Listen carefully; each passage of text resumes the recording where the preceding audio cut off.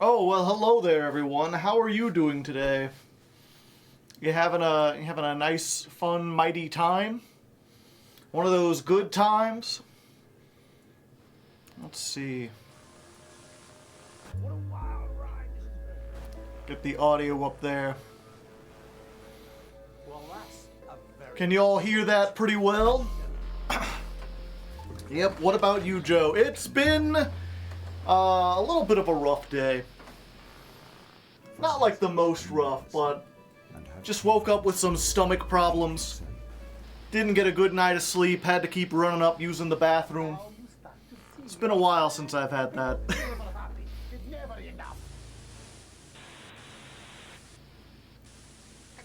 Sorry to hear that. Yeah, but I mean, I got to make a delicious lunch. Eat some homemade potatoes. And now we're here to play Not For Broadcast. To a great old audience of 24. Spooky game? It's not a spooky game. Despite how this sets up, they try to, at best, be like a somewhat serious game, but they're very silly at times. It's only 4 p.m. There's time for it to get better, or worse. Yeah, we'll see. And it always is really interesting doing a stream to like... yeah, we just continue the campaign. Yeah, day 1975. But yeah, it's interesting streaming to like 30 people because on the one hand, I believe Twitch put out some numbers that was like, if you stream to more than 10 people, you're in the top like 5% of streamers. Like, there's so many people trying to stream and the vast majority of them don't have like any audience at all. So I am very thankful to have anyone here who's interested to watch this. On the other hand, it's like, you know, all of us could kind of just sit in one room together. It's less like I'm like, you know, when there's a couple hundred people here or whatever, I feel like I'm on stage. When it's here, I feel like I'm just part of a big party. There's just a bunch of people over at my house. What did you eat? Just French fries. But they were like, I made them from scratch. They're homemade French fries. No preservatives.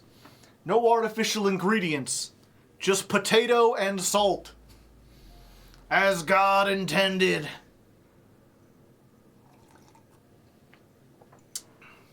And potatoes are nutritious. They're good for you. You ever seen The Martian? You could live entirely on potatoes if you wanted to. But yeah, I'm curious how many people here have seen... This is part 3 of this series.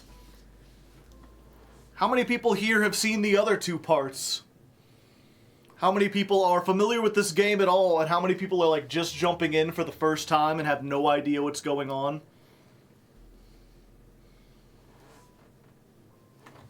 Here, while you answer that, give me 1 second. I'm going to turn the AC down a little bit more. These lights get hot.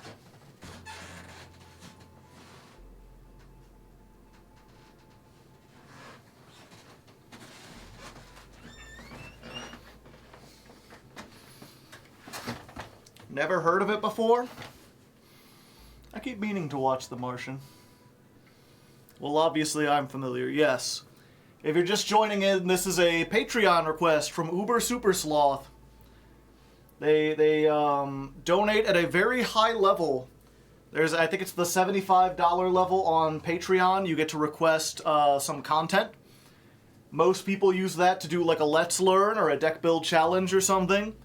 Uber wanted me to play this game, which, I mean, I started as a Let's Player. I'm open to doing this. And this is a overtly political game. It has to do a lot with the media and like how the media can affect things. Basically, you're working at a an old-timey TV station, and there's a what was it? Your job is basically to switch between the different cameras, and you can also censor things in real time. You're supposed to censor like bad words or whatever. Your feed is a couple seconds ahead of what the audience is seeing. So you've got a button where you can bleep people out. And then what's happened is, like, this new government this new party took charge of the government with a lot of progressive ideas. And it started out kind of cool, and then over time they've become, like, more authoritarian. And so now you'll get, like, a message where it's like, okay, the TV station wants you to block out profanity, but the party wants you to block out messages that are antithetical to the party. So we're purging seditious material, yeah. Or, like, they had one where it was, there was a woman getting like a politician giving a speech, and gunfire broke out. And you had, like, 4 different cameras to focus on, and you could go on, like, you know, the newscaster woman who's trying to just be like, oh, you know, things are going bad down here. You could go and try to show the violence itself. Or you could go to, there's a camera on the politician woman, and she's saying some, like, shady things, like, kill them all, I don't care, yada yada. So you could choose who to focus on in those intense moments. Oh yeah, Alex Jones died last time, yes. And so yeah, we're on day, I mean, it skips ahead a lot. And the main thing last time, so what was it, they haven't been super explicit with exactly what the party in control believes, but it's some kind of socialism. Something where, like early on, they have segments in between the news segments where you go home and they talk about, like, oh yeah, all these companies are now, they belong to the public. You know, the board of directors is now you, so you can choose, like, what company you want to have, like, voting stock in. How much does it cost? Good question. I bought this, like, a year ago at this point.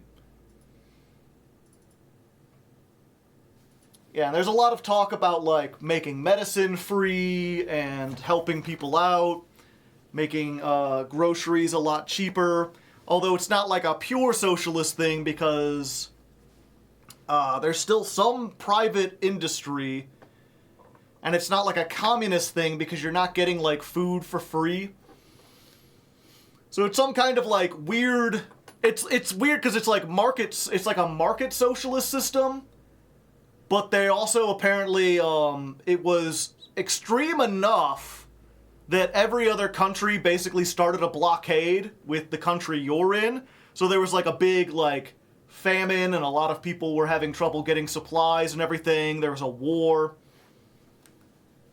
This is what I'm going to college for. Okay, let's see here. Not for broadcast. Oh, did I not spell it right?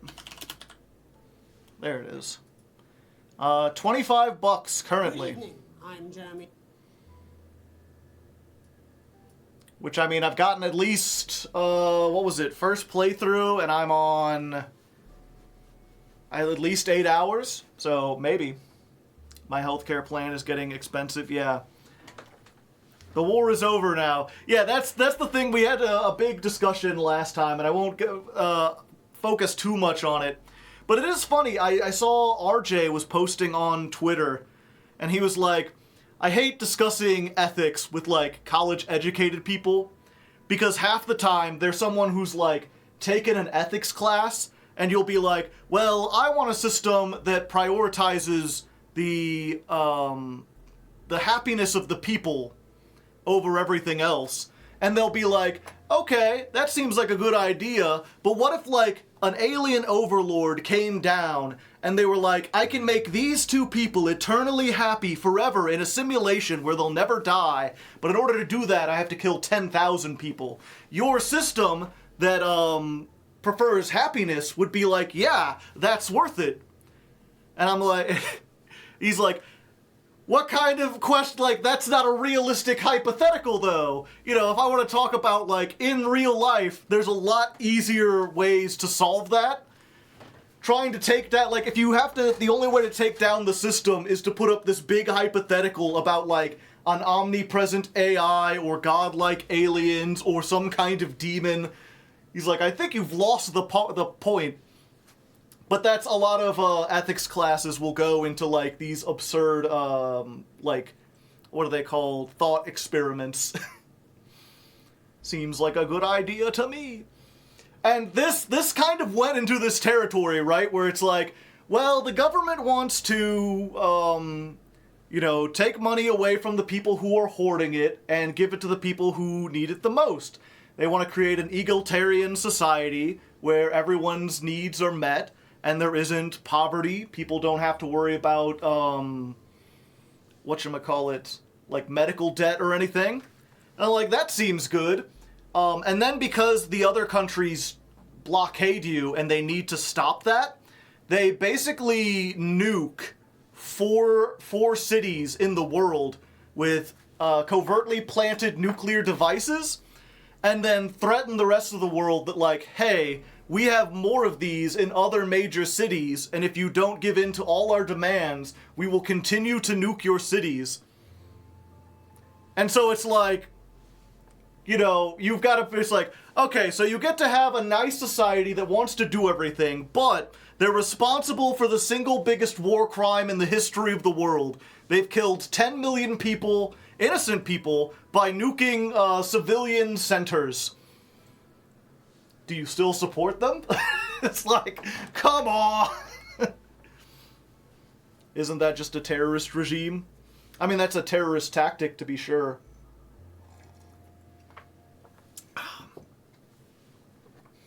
That's, I mean, that's an entirely different thing, but the simple definition for terrorism is attacking random or unaffiliated people to spark terror in the people you're actually trying to negotiate with. You know, it's, if you're a military, you attack military targets, you try to convince the opposing military to stop. If you're a terrorist, you attack civilian targets to terrify them, to terrify the population into thinking anyone could die at any point. That kind of system would never work. Exactly.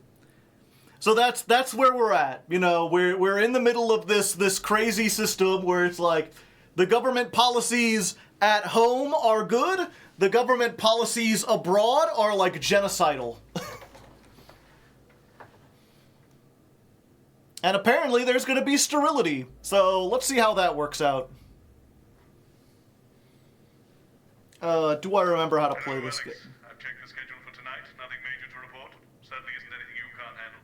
Still, at least my daughter's in for an answer new initiative. That should liven things up a bit here. Keep up the good work. Okay, turn everything on.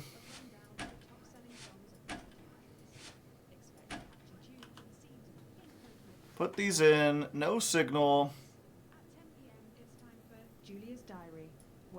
This is what people are seeing. Turn the volume down on that so I can barely hear it. Let me know if the audience needs to go up. And this is Jenny. She's the floor manager. Hi, Stacey. These are the optional things. That's Colin. He, you know, just don't talk to Colin. We're getting involved in bringing your daughter to work, eh, Colin? Nah, we don't believe in it. All right, come and sit next to Mum. Believing what? Just days. Had a girl. 10 seconds, everybody. See, nothing over here. Explains so much. Okay, we are going in 5, 4, 3. Good evening and welcome to the NNN. I'm Megan Wolf. And who's this, you might be wondering? Well, it's Bring Your Daughter to Work Day here at Channel 1. So I'm joined tonight by my foster daughter, Stacey. Say hello, Stacey. Go fuck yourself. Hello, Stacey. All right then. Here are the stories that matter to you. First up, with Advance confirming that the nuclear fallout from the 20-week war is to blame for the drop in birth rates across the territories, we asked you what keeps you going. I know that I, for one, was quite deflated when I heard about this, but reading all your submissions has really put the smile back on my... Okay, I can pause it. Yeah, that was what I was gonna say. When the nuclear stuff happened, I was like, nuclear like weapons don't just affect you know, the places they go. That nuclear fallout travels across the world. Like, you're talking about, like, reduced crops, you're talking about mutations. So I'm glad they're like, yeah, the declining birth rate worldwide because everyone's irradiated because you can't just nuke 4 cities and not have that affect everything. Oh, yeah, 1 second. I guess I should have the chat up here. This is really a chat-style game. Go ahead and say a few things, chat. Megan looks young to have a daughter that age. It was her foster daughter, they said.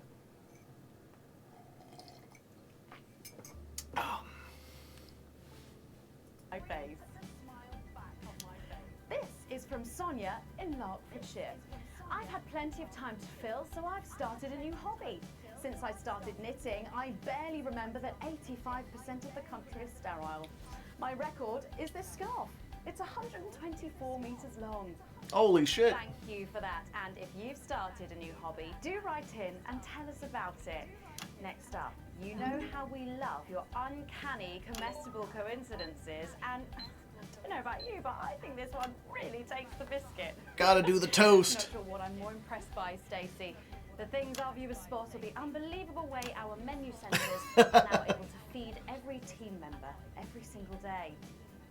Greg from Poddington has sent us this lovely photo of their breakfast, saying, I couldn't bring myself to eat my toast this morning because I could swear it bore the spitting image of the great Julia Salisbury's relatable face. So I had to make do with a plate of butter and 2 spoonfuls of jam. Do keep those coming in. Can you have a go? We've just got time for one more of your stories. This one is an inspiring story of rehabilitation.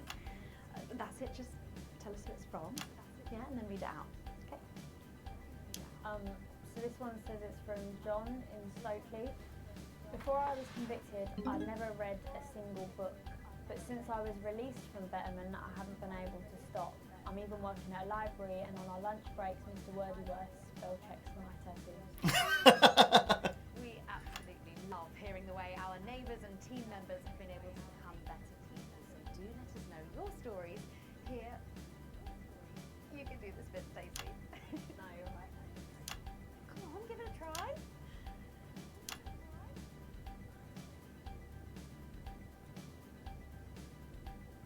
Let us know your stories here at the NNN.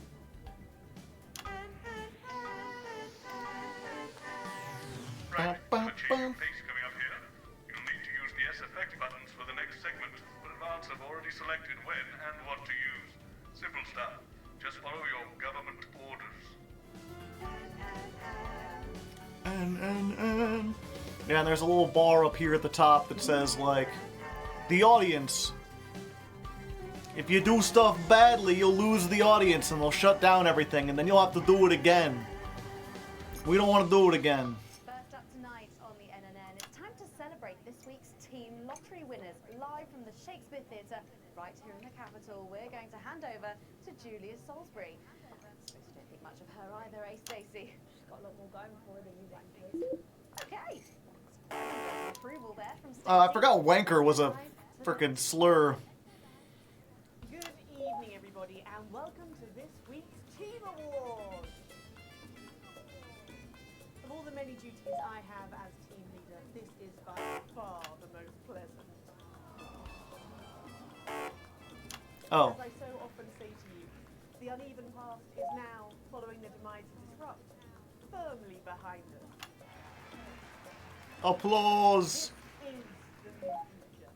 And I say to you, it's better now. No clapping. I am delighted to be joined here tonight by one of the oldest people in Territory 1.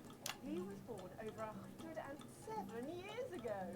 Please give a warm team welcome to Alfie Touchbadger. Yay, old man. So, Alfie, you must have seen so much in your lifetime. What have been some of the highlights? Alfie? Is he all right?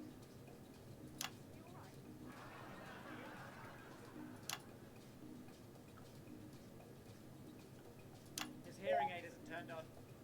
Oh, could you turn it on? Says it drains the battery. Well, will you tell him that we'll buy him a brand new battery after the presentation? Yay, batteries! Yeah,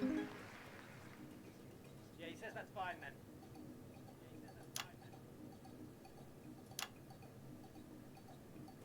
And I will help him with that. Yeah. If you would. Sorry, can't get the staff. Ha ha ha ha ha. We got it. So, Alfie. What? You're 107 years old. Oh, don't bloody remind me. Would you like to tell the audience what that's like? Where is everybody? Out there, in the dark. Oh, bless him, it's not just the ears. Who are you? 2 sugars, please. I'm Julia Salisbury, the Prime Minister. A lovely story. Who are you really? No, I really am the Prime Minister. Oh, so you're A woman. Yeah, a woman. One of Women can do anything men can do these days, Alfie. Can you piss standing up? I can't say I've ever tried. No, I didn't think so. They can. Please, not too much for them. Shall we get to the awards, Alfie? Are you going to ask me about my life? Well, I'm not sure we have enough time left now for that. So When I was 9, I wanted a pet, so I asked my mum and dad. There was no then back then, you know, we made our own entertainment out of coal and roadkill. Well, that's fascinating. So they got me a pet, see, but it weren't a dog. They told me it were a dog, but it were a stone. A stone? Yeah. So I called it Patch, which were a popular name for a dog back then, on account of the king having a patchy face. And I decided to introduce him to pretty little Gertie Thimble, who lived up the road. Oh, how romantic. She threw my dog in the river. Boo! I'd never marry. And that's the secret to your long life? Oh no, I've been married 7 times. Divorced 8. There was a mix-up with number 3, see. Yes, I'm just lucky. Are we going back to the home soon? Soon, Alfie. First, let's turn to the reason we're all here. The weekly Territory 1 Team Awards. Yay! Go awards! Tonight is a lady who really knows how to put in the extra hours. She works at a transition centre in Hamble-Bamblebury, and she has single-handedly allowed more families to unburden each other than any other nurse in Territory 1. In the uneven past, she'd have been locked up. Tonight, she is being honoured as a team player. Please welcome Daphne Snister.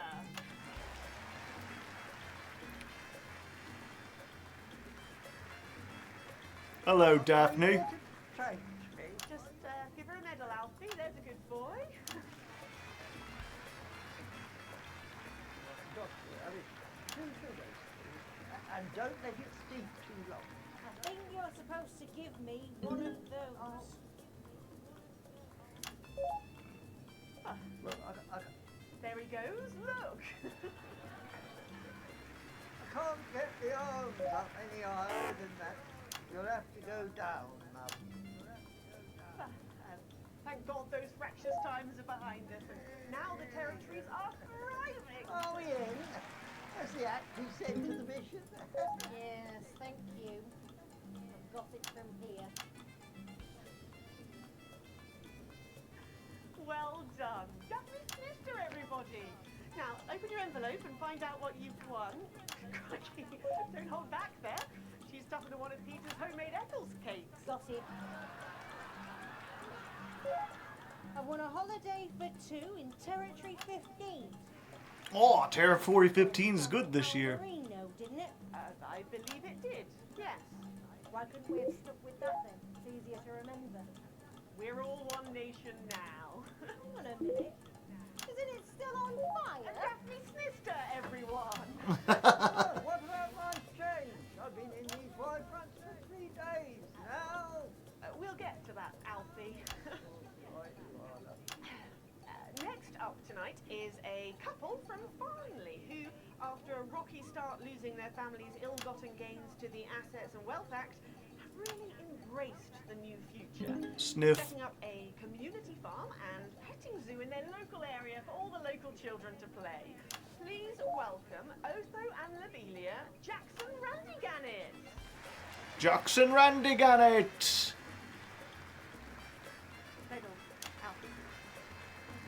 You know, when I was in the trenches, I had a pal called Scotty Wilson.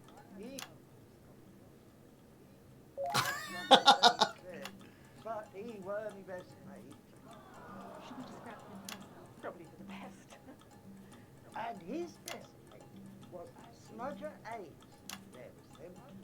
Fiddly Eric, Unstable Terry, and of course, Leggy Sydney. She were a girl. But she had a boy's name, so they shipped her to the front anyway.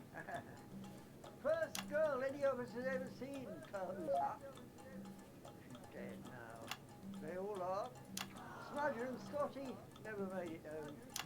Fiddly got shanked in Frankfurt prison in an argument over an olive. Terry, he exploded.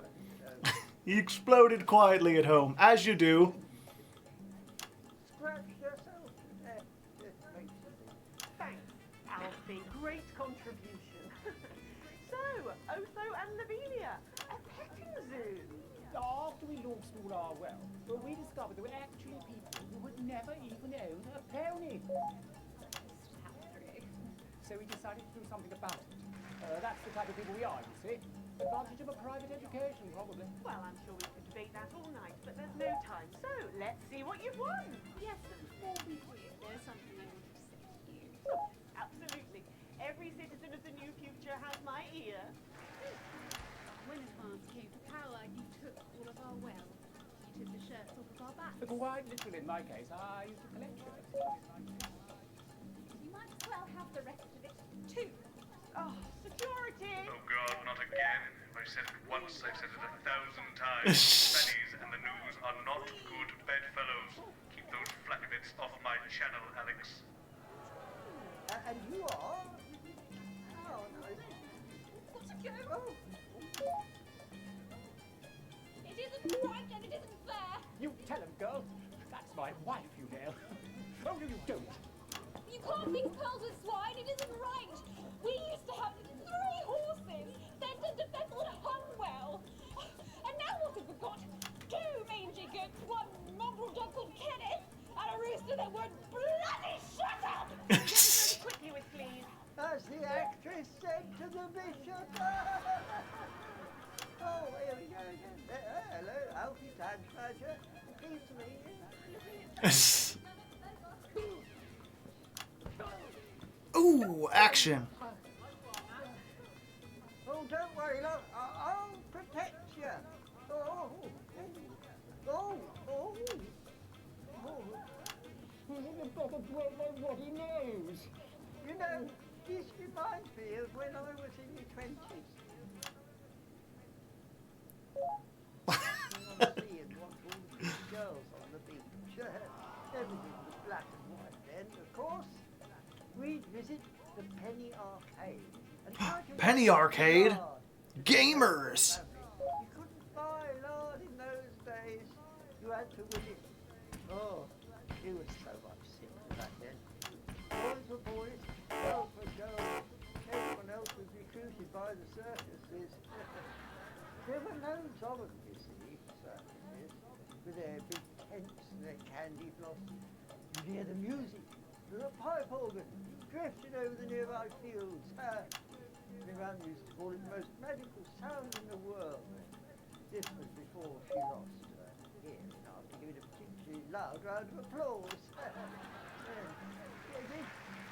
Did you ever go to the circus? What's that, Alfie? The circus, just the tea, Pat.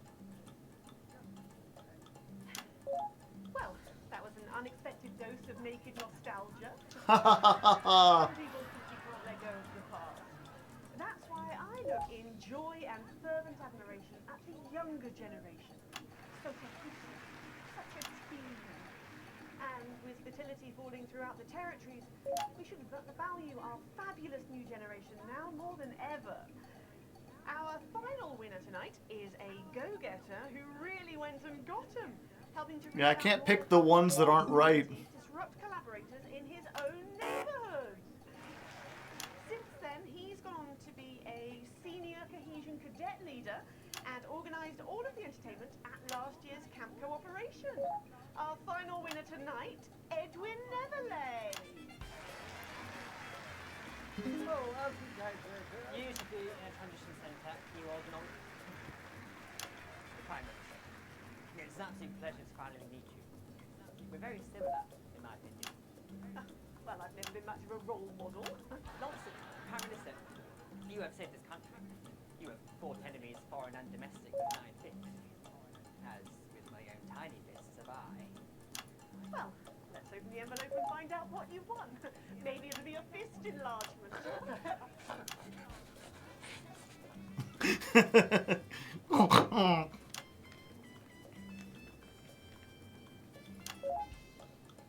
year's internship as a behaviour coach in Betty. Let's show the fools where they went wrong, eh? Well, actually, betterment is about rehabilitation, Edwin. Absolutely. And if they don't reintegrate, we retaliate. Just like you did on Liberation Night. Yeah, Liberation Night! Woo! And stay vigilant. Report the non-cohesives. Be a team player. Yeah, team player! Woo! Concludes tonight's award fair. Join me next week when, hopefully, things will be a lot more normal. Back to you, Megan. Prime Minister Salisbury there at a highly eventful team awards ceremony. Any thoughts on this week's winners, Stacey? The nurse was fucking scary. Only. Rick will never lose his virginity. Succinctly put there, if a little profane. After the break, we'll be going live to a star-studded premiere. You won't believe who's on the red carpet tonight. Don't go anywhere, we'll be back. And we're out. You know, somewhere else. Adverts. How do I do the advert?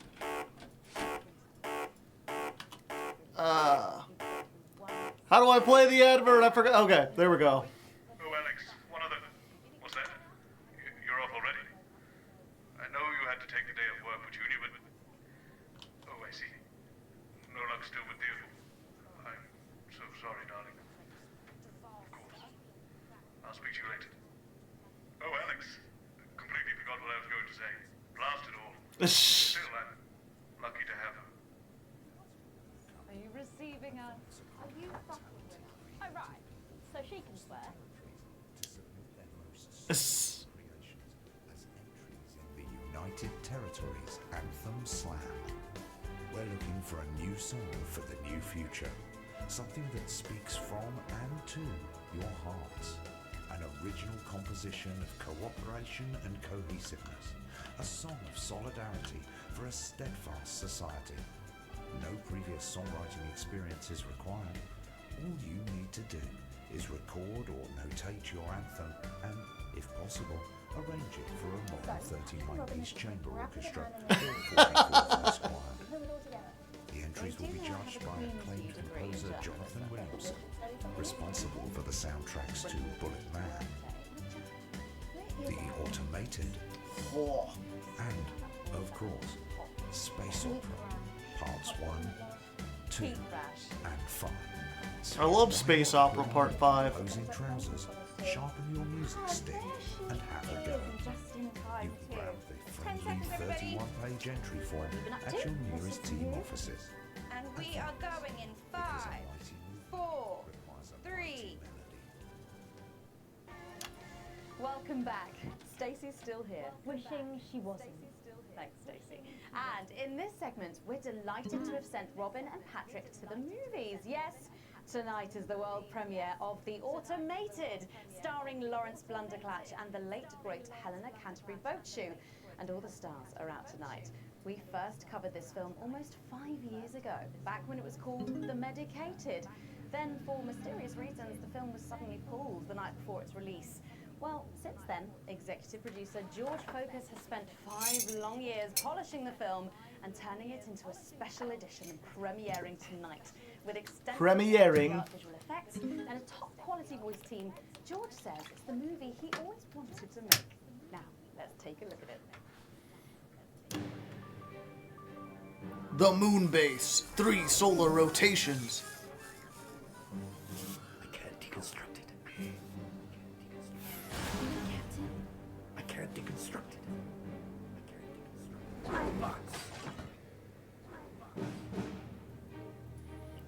How's the audio, everyone? Still being able to hear everything? You think I don't grow that? No, Dick, I'll kill you. Think of Sam. There's something on your face, Chief Harrison. I wish you were real, baby. Flesh and blood. Captain Quasar. But you're just ones and zeros, baby. If only I'd noticed. Captain Quasar. You rusted, but I didn't notice. Captain. I'm buffering, Chief, you said. Got one on you. God damn it, blast it all! Here's a map. What's a map? Nothing but a miserable pile of Stella Avenue, left of the asteroid belt, and a tricky 3.2 statements. Oh.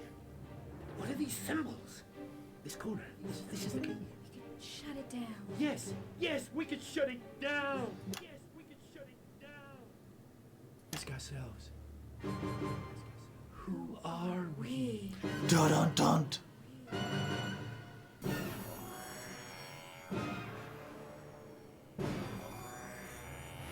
Wow. The automated. Thrilling stuff. What did you think, Stacey?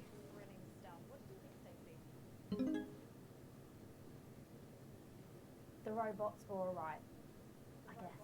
They certainly were. Let's go over to Robin Short now in Western Square, who I believe has got the star of the show. Robin. Right, you, shall we?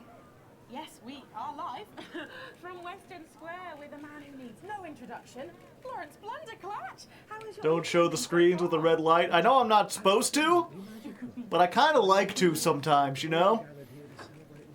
One really couldn't ask for much more, could one? Well, on that note, with award season just around the corner, are you hoping to add to your collection for a third time? Well, I really couldn't say.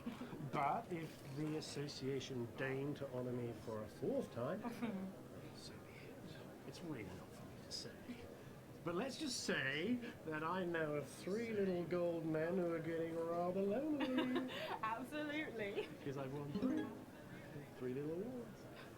And each more deserved than the last. Well, it's safe to say that your career has gone supersonic in the last couple of years. How's that been? Well, as I was saying to Stephen over yesterday, that's Yeah, I think this there used to be a thing over here where like stuff would mess up and you'd have to move this around. But I kept losing during those segments because I couldn't get the thing right. So I turned them off. Wow. You could change the difficulty to be almost no difficulty. So I'm guessing this, where I'm like just sitting here watching a segment, was originally meant to have one of these things in it. And 10% passion, brackets general. Not to mention the incredible coverage on election night. That really was the start of it all. That and my own range of sick bags. Lawrence's chunder catch. Wow. Who could forget? Well, it's been a delight talking to you, as always. Thank you so much. Well, Patrick Bannon should be with Lil C for a conversation that doesn't involve vomit. Patrick. Thank you, Robin. Fingers crossed. I'm joined here by pop icon. It's Lil C. And her father, country singer and alien worshipper, Billy Bob Jean Short. Howdy. So, Lil C, what's with the bag? She knows what she's done.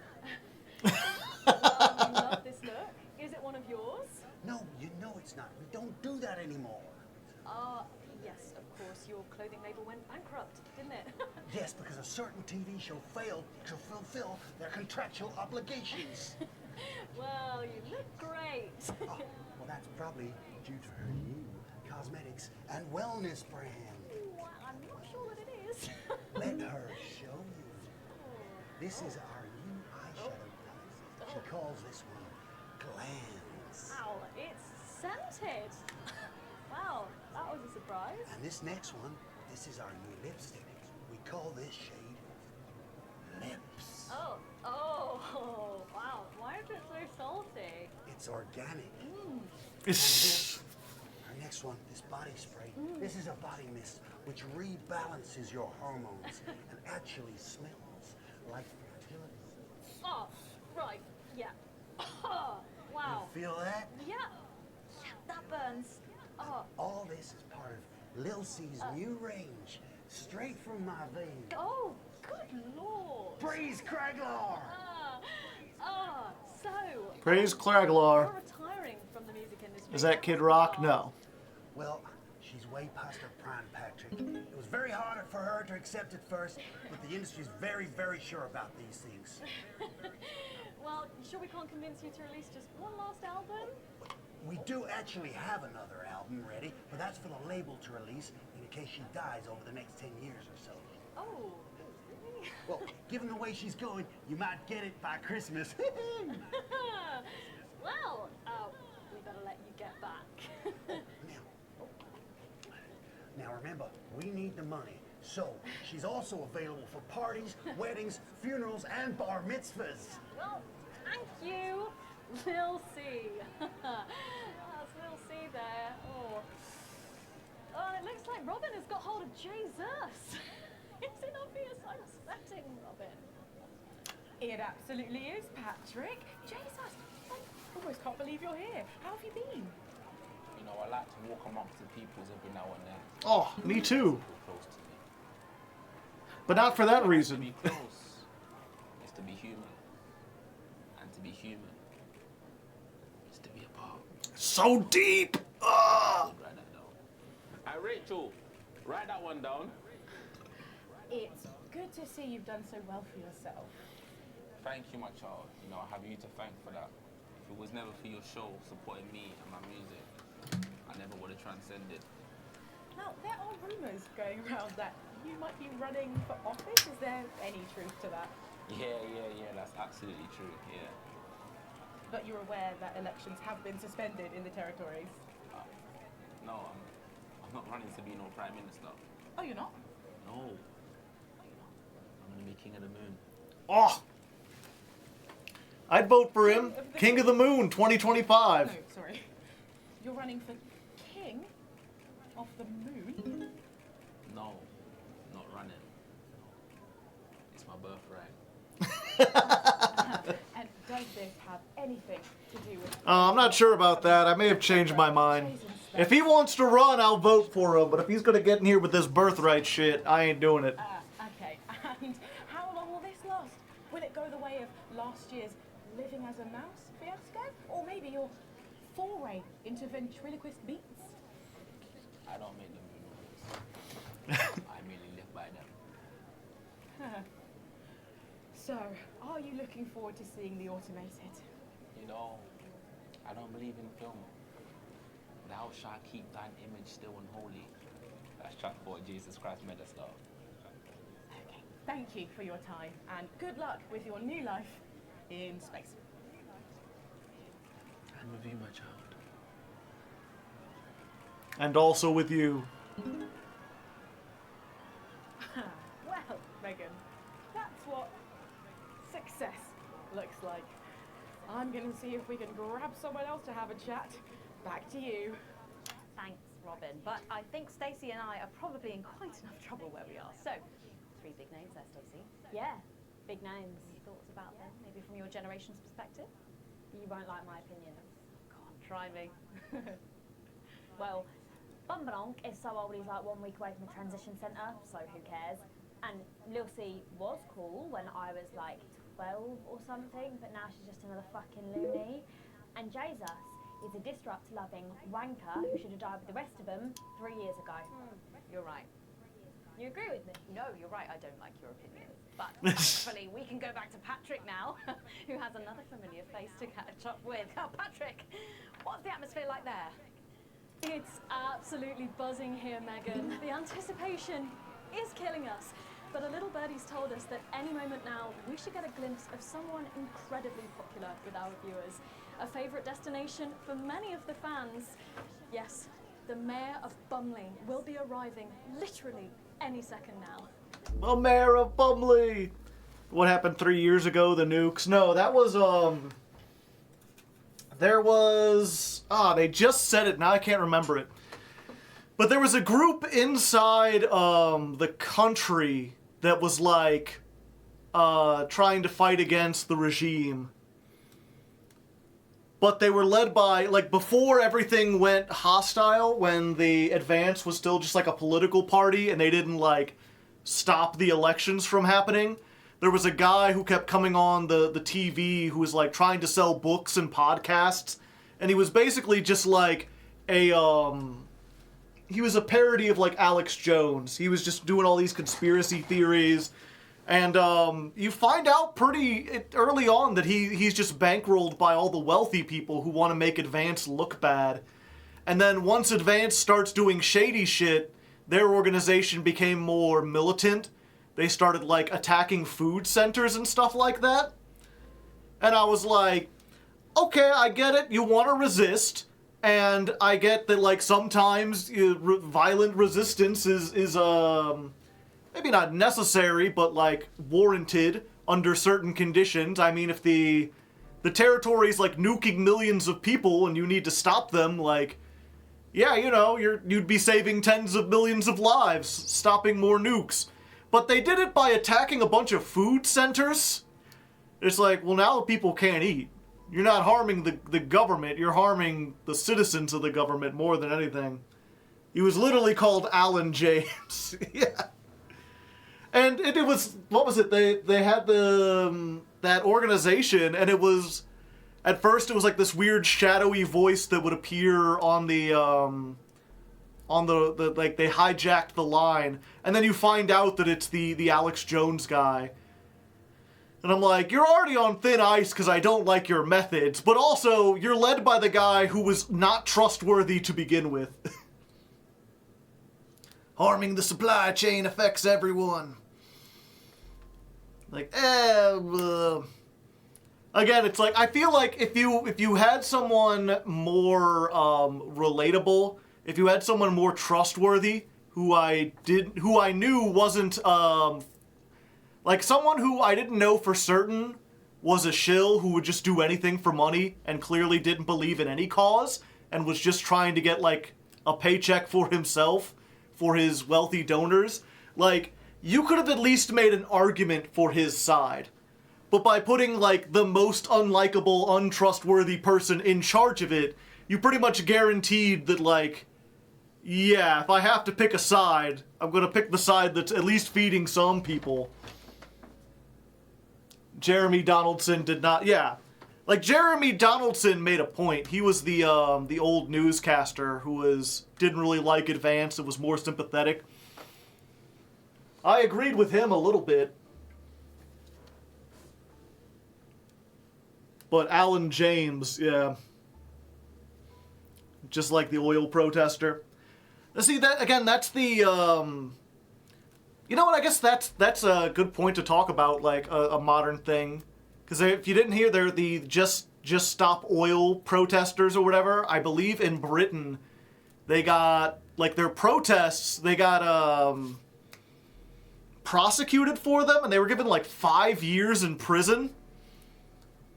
And people were like, whether you agree with the protests or not, you shouldn't be put in prison, you know, for protesting. Especially when you haven't done, like, give us a fine for the property damage, if you've done property damage. But inconveniencing people isn't really, like, being shocking and inconveniencing people isn't really worth jail time. Especially, like, what was it? The thing I always look at is, like, you know, if a protest is, like, how willing I am to tolerate a protest is how important is that a thing, right? So in this case, like, they're trying to stop climate change, which is an existential threat to everyone. So it's like, yeah, if you stop the supply chain a little bit for that, I'm sympathetic to it, if nothing else, because the issue is so big. It's so important. And I think if the people fighting Advance were using a rallying cry of like, we need to stop the nukes, we need to open up free elections again, this has gone too far. If what they were protesting against was something I believed in, then I would be more sympathetic to them. But the thing is, they were still on the old thing of like, you know, we used to have horses and ponies and the government took them away. I used to have $1 million shirt collection and the government said, no, people need those shirts to wear. In England, you can be arrested for suspicion of attempting to protest. Oof. Can't even defend your home. Yeah. But England doesn't have, like, the same kind of constitutional rights that Americans do. Which, I mean, that's the one thing that I like about America, is that you can do protests like that. Although there's a lot of Republican states that are trying to be like, yeah, you can protest if you want, but if you're in a public place protesting and someone, like, hits you with their car or shoots you, then they can't be held liable. And that's not quite the government, like, stepping in and stopping protests, but it might as well be.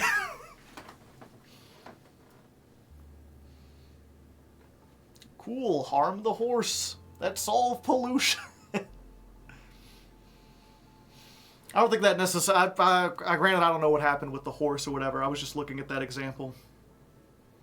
It's not being a team member. Some people suspect the Just Stop Oil were all industry plants because their methods were so reviled. If they're anti-nuclear and anti-hydroelectric. I've heard that. I don't know. It's hard to tell. Just Stop Oil is weird. But again, it's just one of those things, like, I saw this too during, like, the 2020 protests where people were like, they burned down a Starbucks, or, you know, oh, they destroyed a business. And I'm like, why are they protesting? And they're like, well, the police are authoritarian, they can murder people and often get away with it. They're not accountable, there's not a bunch of training. They kill more people than they save. And I'm like, yeah. The government being able to do that, that sounds like a bad problem. If that's the case, I don't blame the protesters. I blame the government for causing the problem. The government should fix that. The protests lie at their feet. Whereas, like, sometimes I'll say that and people will be like, well, what about January 6th? You know, the people ran in and they attacked. Like, if you're for protest, if you think they should be able to... oppose the government through violent means, then shouldn't you be for the January 6th? And I'm like, no, because those were based on a lie. You know, they were attacking because they thought the election was stolen, and all evidence proves to it not being stolen. You know, if you're doing something like that and your reason is not a valid reason, if it's not an actual concern, if it's not something, I guess more importantly, from a practical reason, it's not something the government can fix, because there isn't actually a problem to be solved. You know? It's like, if I wanted to be like, well, you should give in to their demands. What are their demands? That they stop election fraud. There is no election fraud, so there's nothing that can be done. You know, at that point, you're not like a protest. You're just a bunch of people who have been lied to. At best, you're basically just like a bunch of strongmen trying to get your way through lies. Oh, hey, a bot of some kind. Let's just ban that, shall we? There we go.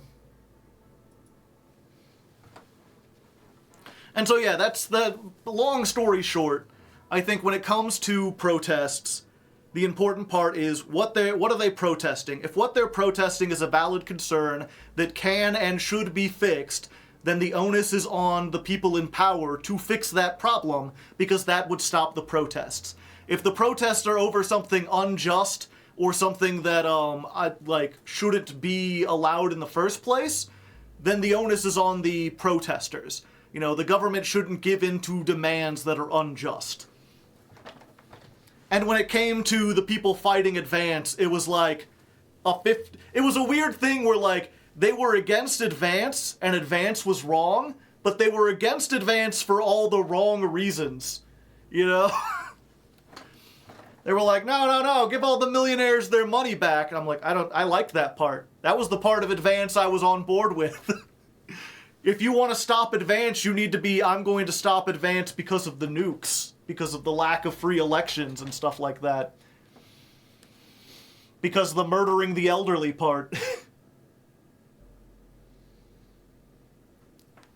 And yeah, I don't know a whole lot about the English system, so I don't want to talk like at length about it, because English law is, even American law, I'm on shaky ground to talk about it. I try my best to keep up with it.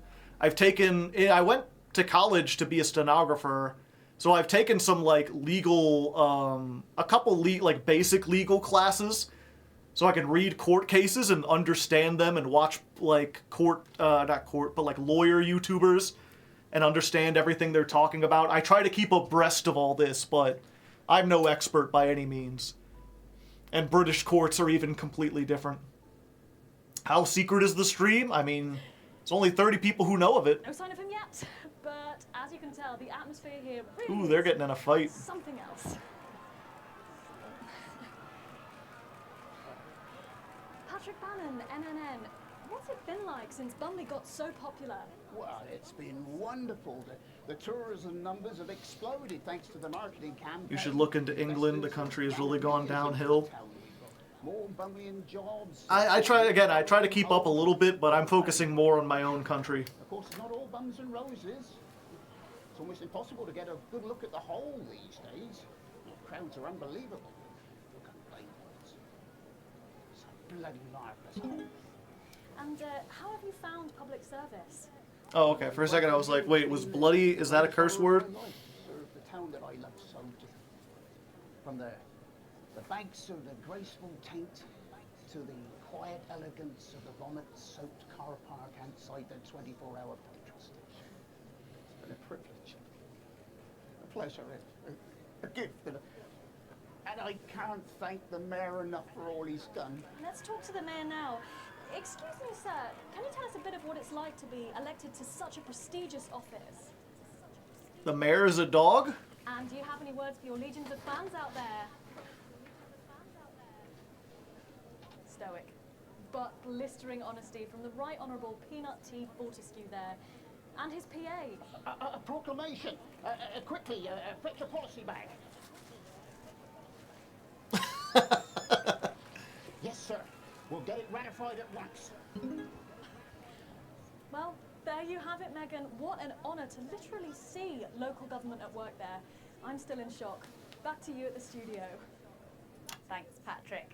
What a colourful interview there on what looks like an amazing night. They certainly know how to make an entrance.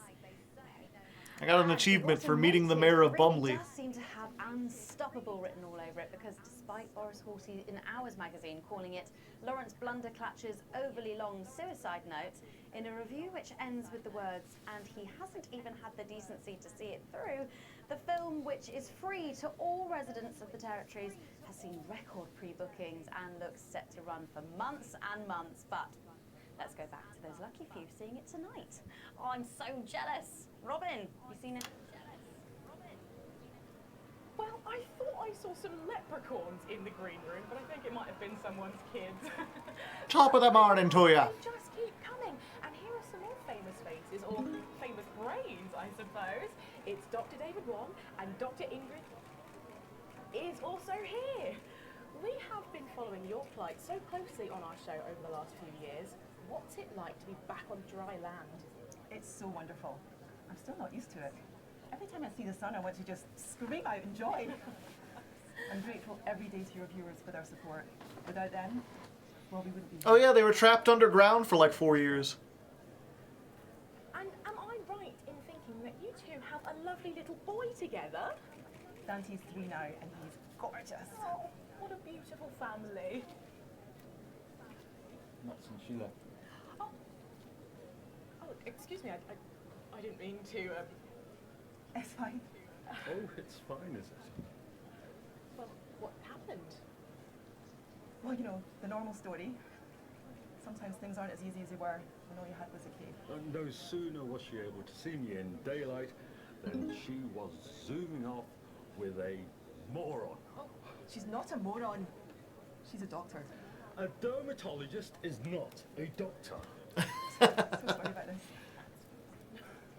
I'm sure she's got lovely skin, but forgive me if I don't ask her to do a coronary artery bypass. If you carry on eating those pies, you might have to. Here we go again. Very good. We can't hurt poor princess, can we? At least she doesn't have a PhD in biomechanics. You take that back. Well, thanks to you both for pushing the boundaries of human knowledge. Arsehole. Crikey! Well, the movie's about to start, so Patrick and I are about to share a box of overpriced popcorn. Back to you, Megan. Thanks, Robin. Lucky you, and enjoy the movie. The Automated opens in cinemas across the territories this weekend. What a star-studded event, eh, Stacey? Who cares? No one goes to the cinema these days. Of course. We'll be back after these messages. Oh, I still go to the cinema. You should get yourself a video recorder, like the one at the home. Yeah, I've got a video recorder. It's just not the same, is it? You're right, it's better. No unevens chatting and chewing all the way through. What about a kiss and cuddle on the back row? Doesn't that happen anymore? In public? What's wrong with you? Nothing. Nothing's wrong with me. Feeling better? Alright, you are. Got to get set up for heat rash. Which one is on something? I know he is. It was on his rider. Apparently it's medicinal. Ronnie's always high. Give him orange juice. God, she speaks. He's a stupid cunt. Challenging, but happiness is everywhere. Satisfaction radiates from every metric. We are producing more and faster than ever before. Megan, she's gonna Producing dogs. To focus on our inner lives, for leisure, for art. We have less stress, and we are healthier than ever. Our new future is secure. We are strong together, as a community, a team, safe from the divisive despots beyond our borders for whom cohesiveness is an alien concept. Every day, across these territories, neighbours support neighbours, and friends reach out to friends, strengthening and protecting each other through cooperation, through unity, as one. Advance, always together. Bring in 5, 4, 3. Welcome back. For our final segment tonight, Stacey and I are delighted to be joined by Heat Rash. Their new album, Girls and Why We Love Them All, comes out this weekend. So, let me see if I can get this right. It's Nolan, I write the songs. Ronnie. That's what it says on the tattoo. Oh, you've got a tattoo of your name on yourself. In case he forgets it. This raconteur, you must be Chinny. Why do they call you Chinny? It's because of this ugly old. I don't know what you mean. God, you're so fucking embarrassing. Dale. Crikey, Dale, you do not look old enough to be in a band. I get that a lot. I'm actually 23, the oldest one. I have a growth disorder. God, I'm so sorry. I didn't know that. It's so co-pretty. It's only messing with you. He's actually 58. Okay, right, I see. You're going to be a handful, are you, boys? Mum, And you must be TP. What does TP stand for? Tiny brick. It stands for team player. I see. How long have you had that nickname? Ever since Nolan decided Terry Pronos was a shit name for a member of a boy band. No co-running. Yeah, no co-running. Sorry, what does no-co mean? It's the opposite of Soko. fuck's sake. Soko. Yeah. So cohesive. You preties say cool. Right, okay. Thank you, Stacey. Sorry about her. Not your fault. She's uneven. So, you guys met through a popular show on one of our rival channels, didn't you? Yeah, team players with a Z. A Z? Now you know they're British. We knew each other from school. We were actually classmates. And Fuck's sake, Nolan, mate. Give someone else a chance. We all went on team players. We all auditioned. The judges put us into bands. And, yeah, we went to their houses and they just put us into bands. It's an example of how we're greater than the sum of our parts when we work in harmony. And occasionally singing it. So every week on the show, they get these bands and they give them a song that the producer just found from under the bin somewhere. Actually, I write the song. And the public would phone in and decide which song they like best. Right, and then the losers would be eliminated. Mum. No-co. Pretty. So no-co. The band who get the most approval get to play their song again. Sure. So what happens to the losers then? Mum. What do I keep doing wrong? We don't use the L word anymore. You mean losers? Would you please stop saying that? That word is a pejorative. It's a word designed to diminish. At Go-Getters, I learned very early that we only win when everyone wins. But, sorry, that's not real life, is it? That's just sports board, no? I thought you were Soko. I am so good. Nah, you're a shrinker. Can't be friends with shrinkers. She doesn't know what you're talking about. She doesn't understand. So I do understand, actually, Stacey. What's a shrinker? Well, a shrinker. What's a preteen, Mum? I think Someone from Born Before the Team. Pre-territories. It's someone who turned 18 before the new future. We call you pretees. Uneven. Mimis. Nonks. It's not her fault she's old. She can't help it. That old. I'm trying to help you here. I don't think I need your help. See? Total Mimi. Is that so? Yes, obviously.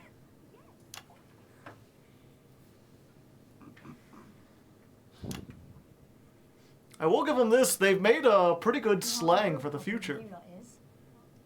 You just can't get over the fact that your beloved Disrupt are gone and you just don't fit in anymore. But the truth is, Disrupt were violent, no-co, bricks being led by a fucking psycho. I'm glad they lost, and you should be too. Listen, not everyone over 30 supported Disrupt, Stacey. Not everyone, no, but one fuck-off lot of you did. Soko, Stacey. Soko. We've all learned maybe a little bit more than we expected to there. I'm genuinely delighted to have met Pete Rash. And before we end the show tonight, I think you're going to sing for us, aren't you? Yes, that's right. We're going to sing a song from Girls and Why We Love Them All called Pieces of My Heart, which is about a real relationship I have with an actual girl. Oh, no one, give it a rest, mate. No one cares. Go on, let's get on these stools, lads. Right.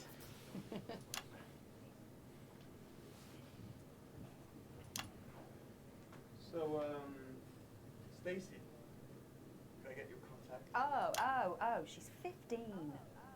Go on, piss off and sing your song, Terry. Right you are.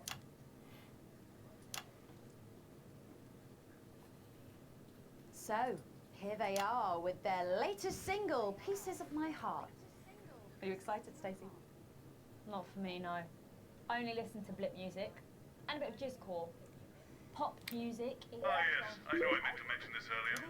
Apparently these newfangled boy bands change singer all the bloody time. Try and follow along, eh? Keep the shot on whoever is currently singing the lead vocal.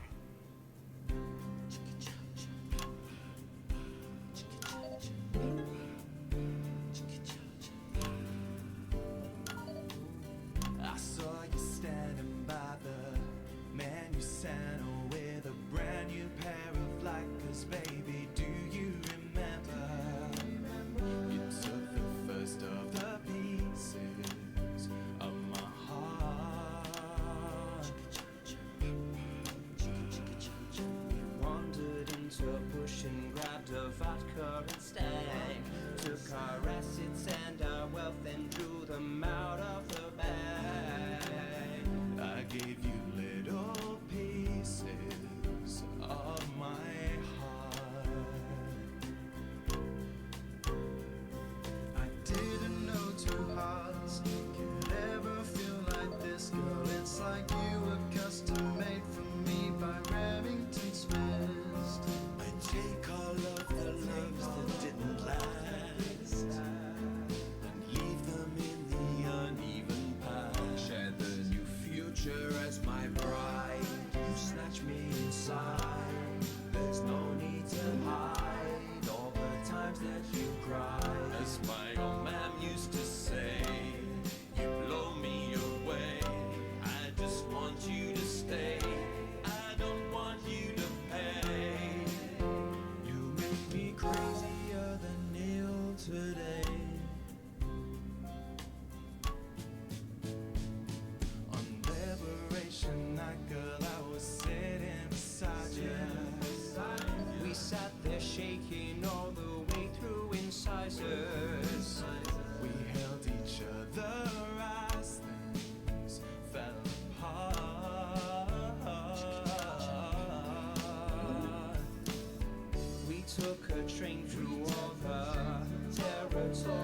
there's like bonus points you get if you can keep on beat, and I thought I was.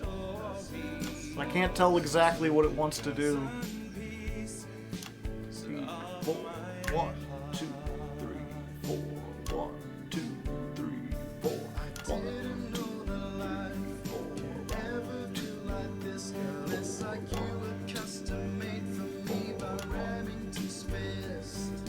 take all of those that didn't last. I leave them there, the uneven past. Share the new future as my bride. Snatch me inside. There's no need to hide all the times you have cried. As my old man used to say, 3, 4, 5, 2, 3, 4, 5, 2, 3, 4, 5, 2.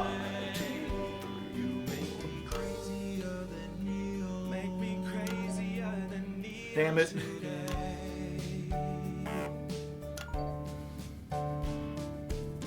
And now I'm staring at your membership card. There's your picture beaming brighter than a handful of flaws. I'm trying to find the pieces of my heart and leave them in the uneven parts. Share the new future as my bride. You snatch me inside. There's no need to hide all the times that you cried. My old man used to say, you blow me away. I just want you to stay.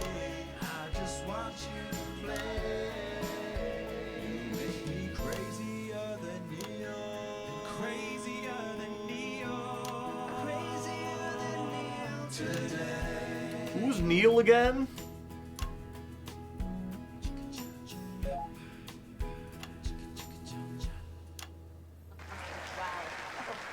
Fantastic, thank you, Utash.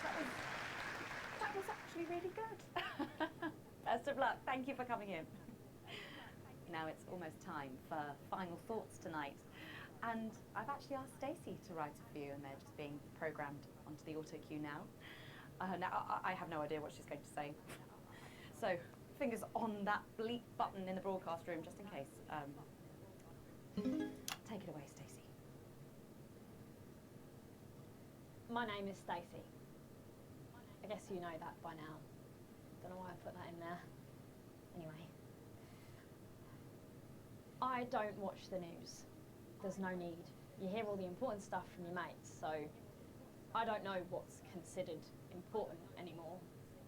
But I'm pretty sure that it's not rehashed movies and fucking boy bands, so anyway. I'm going to talk about what's important to me. When Advance were first elected 6 years ago, I was 9 and in a home. Not a family home like you call a home. This was a state children's home. It was fucking awful, actually. It was like a Charles Dickens book. The roof leaked and the walls were damp some mornings. The food was bad. Drugs and alcohol were everywhere. No one cared. You had to watch your back all the time because there weren't enough staff to manage us. And yes, as you'd imagine, there was a lot of some bad stuff went down there with some of the staff. Okay. Not all of them, but the others knew, and they didn't stop it. And then Advance won the election. And like a miracle, things started to change. They got better. They had nicer food. The home was not just repaired, but redecorated and kitted out with books and sports stuff and musical instruments and video games. Most of the staff were fired, and the new ones, which there were more of, spent time talking and working with the bullies. And you know what? A second miracle. It worked. The bullying stopped. My life, got better. Because finally, there was enough money to do the good things, and Advance had the guts to do it. I joined Go Getters, and on Liberation Night, that gave me a group of friends that I could talk with when the bombs went off and the power went out. Another miracle. I wasn't alone anymore. And that was the night I finally understood the importance of being in a team. So here's my final thought. I know the people who are doing better under the old system long to go back. You say, we were freer, but what you mean is, we were richer. But for every one of you, there is 100 of me. And even now, after all you've had taken away, you are still doing better than I am, than I likely ever will. You still have homes of your own and families of your own who love you. And I'll never have that. So maybe you should stop looking for the worst interpretation of everything this amazing government does and realise it's not for you. It's for the millions like me. And you can cry and bleat all you want, but you're never going to get your money back because it's already been spent. On miracles. So chat.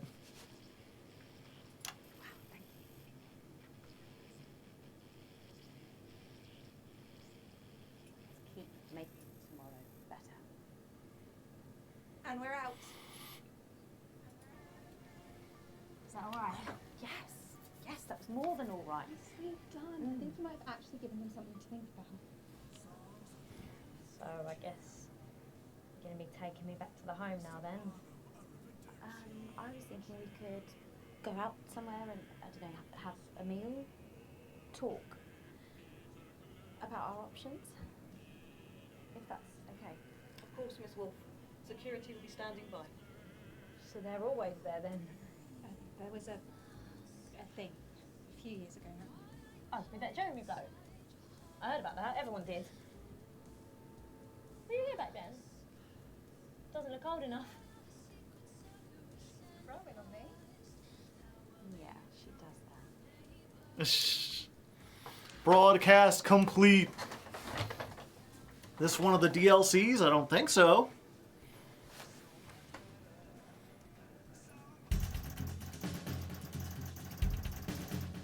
I did awful the first day, but we made it through. She grows on you, mushroom people. Current wealth, broke ass poor. ND, what's ND again?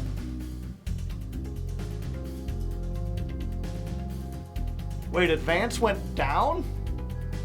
And this went up? I feel like advance at the end did a good job.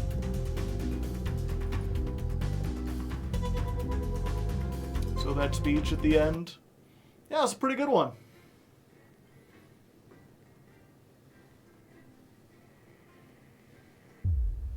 She makes a good point. Oh, we went past our year. 2079. An uppance doth come. Giggity. You once again find yourself sitting inside Bozeman's office. Everything is pristine and orderly, just how the fastidious man likes it, though it's rare for him to be late. The door opens behind you, just as you start to imagine the reasons why. Ah, Alex, thank you for waiting. It's been almost 6 years since you started working with us, Alex. A lot has happened in that time, from the unfortunate incident with Mr. Donaldson to the disrupt attack on this very building. He pauses to look at you. Disrupt, that was what it was called. And in that time, you've done some good work. Not to mention, I've heard some good things around the office as well. So I'm happy to inform you that I've approved a small raise in recognition. Bozeman is smiling at you. Thank you, sir. Not at all, you've earned it, but that's not an excuse to rest on your laurels. I'm sure you've got work to be getting back to. And with that, he turns to the papers on his desk, clearly considering you dismissed. You head back to your studio, spring in your step. I did a good job. Hopefully I won't be broke-ass poor.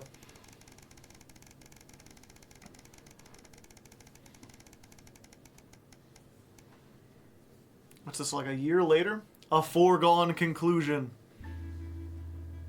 It's late. It's been snowing all day, and unlike everyone else, you've stayed inside as much as possible, keeping warm. Just say skint? What does that mean? I am unfamiliar with that word. Normally you enjoy the snow, but today it's been nothing more than an irritant. It means broke? Ah, okay. In British. Gotcha. Even I'm learning all this stuff.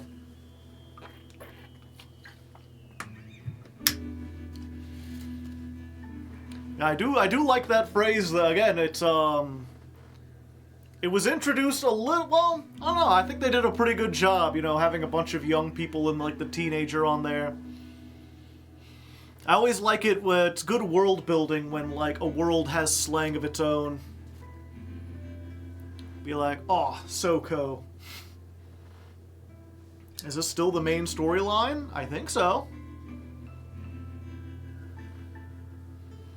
SoCo or NoCo? What was the other one they had? Pre-T? Pre-territories? Old people? It's like being a boomer.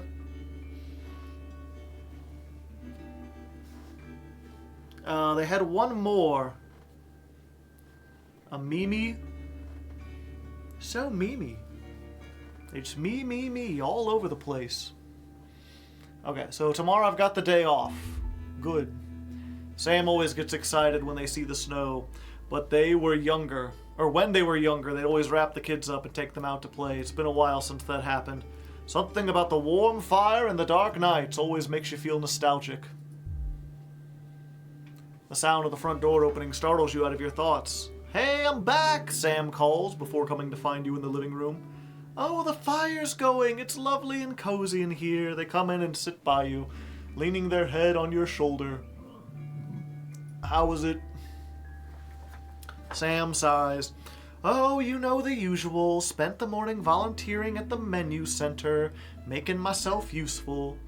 They'd picked up a position while unemployed and had kept it going. Then in the afternoon I went to see some friends from the old job. They're thinking of moving again, so we were looking at new places. What about you? Yeah, I'm good. Glad I've not got to work in that weather. Well, tomorrow let's make a day of it.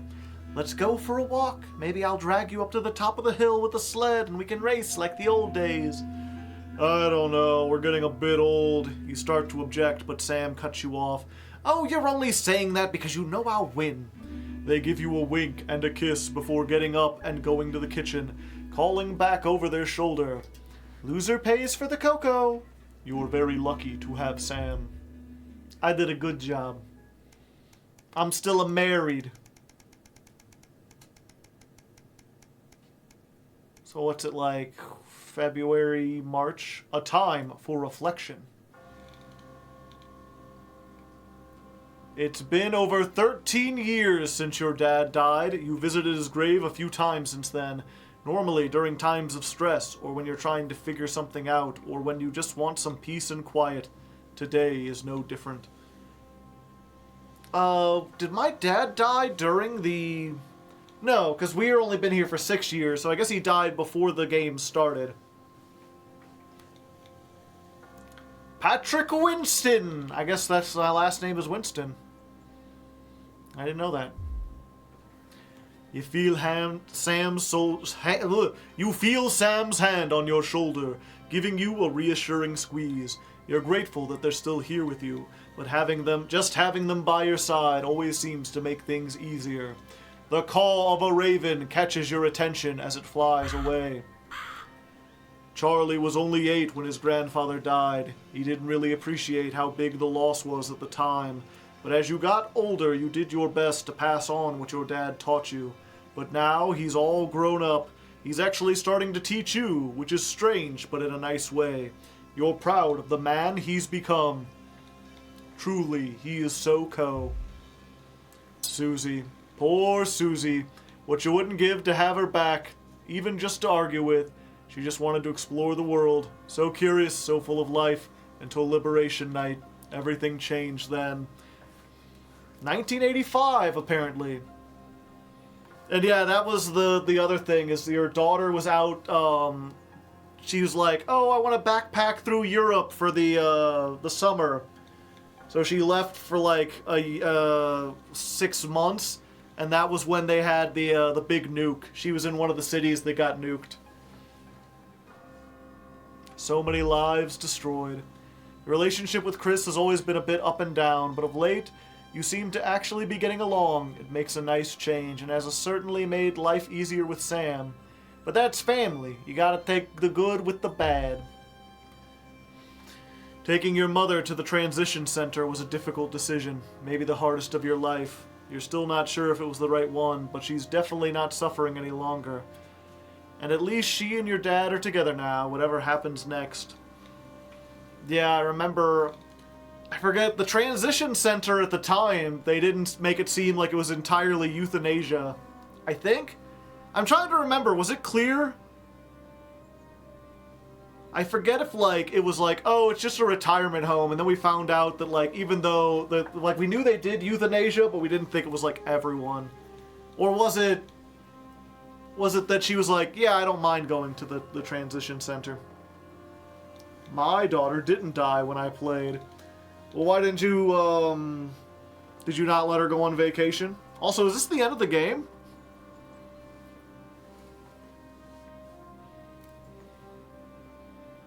It'd be nice to have her here with you, though. Yep. You turn away and wander in the direction of the car. You can't control life, what happens, who lives, and who dies. All you can do is keep going and see what gets thrown at you next. What is life if not a series of decisions that define us?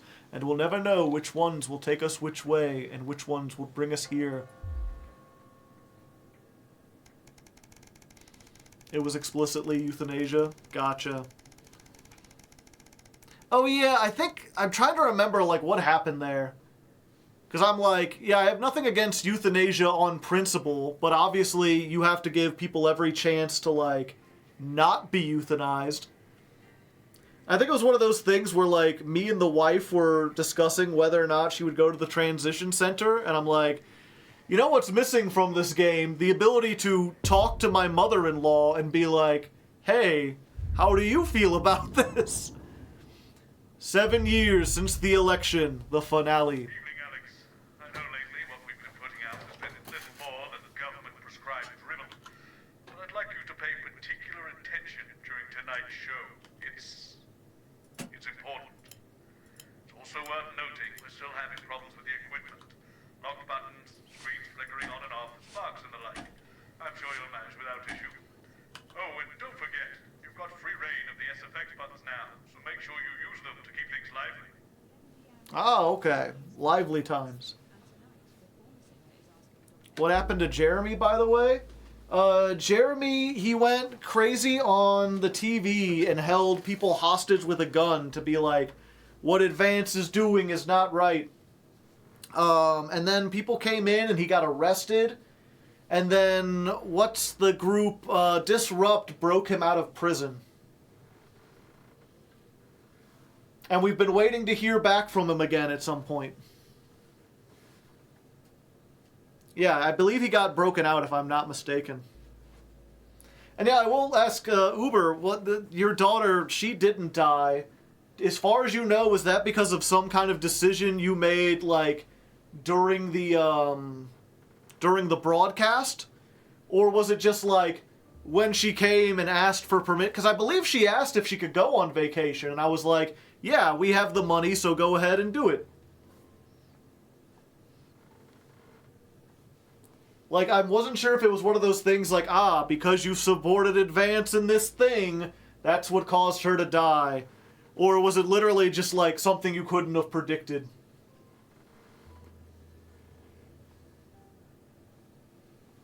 So he lost it? Yeah, he kind of lost it. Because I didn't have them go on vacation, yeah. I played this game because of you, and I enjoyed it, so thank you. Oh, I'm glad to hear. Yeah, it's one of those, you know, not very many people have enjoyed the Let's Play. I think when I posted on the Raw Hardleg channel, it only gets like 100 views. And I think that's because it's, even though we can have these, like, neat little discussions in between segments, it's one of those games that, you're mostly listening to other people talk. So it's like, I either have to be silent, in which case I'm, like, barely reacting to anything, or I have to speak over them, and then you can't hear what they're saying. Nobody can really predict nuclear strikes, yeah. Well, again, you know, everything up until that point, there was some silly stuff that was unrealistic, but the way the government was reacting was fairly realistic. For them to suddenly, like, oh, we had spies in major cities plant nuclear devices and then set them off. Like, I don't know how I was supposed to see that coming. It's not like there's, like, precedent for that happening in history. Well, I had fun. Money well spent. Well, that's the important part. Because, I mean, yeah, if you're the one who requested it. So as long as you I mean, I guess it's obvious that you enjoyed it. You wouldn't have requested it the second and third episodes. It's just one of those, I'm curious if, like, if I had played this on my own, if I would enjoy it as much. I certainly like that they're trying to, you know, I'll always appreciate a game that tries to do something with the narrative that's a little bit more substantial. That's not just like escapist entertainment, because I like talking about stuff and thinking about these theoreticals and, you know, making important decisions and stuff like that. I just feel like the gameplay, despite being interesting in principle, ends up being like, you know, it's either boring or annoying. You can't really do both. Like, I'm either sitting here just like clicking between cameras and like follow the green dot, or I'm like, They had the one earlier where it was like you had to go back and forth and keep turning on the fan and keep track of everything and move all the stuff around and do all this technical stuff. And in that case, like, not only is it annoying to have to deal with all that stuff, but it's also very tough to listen to any of the story going on while I'm focusing on everything. The story carries it, yeah. It's one of those things, like, maybe if I had more time or if this was a more advanced game, I would go back and listen to all the stuff, like basically watch them, the cutscenes as a movie. But that's the other thing about this, is that, like, even though this does bring up some interesting questions and it has some good stuff in it, it's clearly aimed at people who don't know a whole, like, people who are younger. I guess that would just be a better way to say it. You know, I think if I was like 18 or 20, I would be like, whoa, this is really deep. And as like a almost 40-year-old, it's like, you know, it's a good starter. Anyway, let's see how the last broadcast goes. Yeah, I figured, because it was called the finale, that it would be the last one. What have you got me? Oh, also, I just realized you can't really read the chat, can you? I've had it on this whole time. I can put this black background in front of it, and then you're missing these dots down here, or the buttons down here that I click on, but I assume you don't really need those, do you? Sorry, no. Okay. Like, knowing which of the 4 buttons I click isn't super important. Here we go, big smiles. I've actually gained a year. I celebrated 44 last year. It's actually this year. Brilliant. You're 44. I'm going in 5, 4, 3. Good evening and welcome. Spice it up with some audience responses, Alex. I'm Megan, and I'm joined, as always, by the inimitable Robin and Patrick. How are we? Well, we have got so much going on tonight. I'm excited. I'd say I'm about a 12, Megan. On the excitement scale? Yeah, exactly. We have got so much SoCo stuff coming up. We sure do. We have celebrity chef Jordan Brankley, who will be cooking up a storm. We'll be announcing the winners of our big competition, Vision to the Future. And we'll be joined by a very special guest for a game of Wheel of Truth. And I'll even be showing you how to make your own Leader's Day gifts. We've got all of that and so much more tonight on The Nightly Show. With SFX, less is more, Alex. Fine, I get it.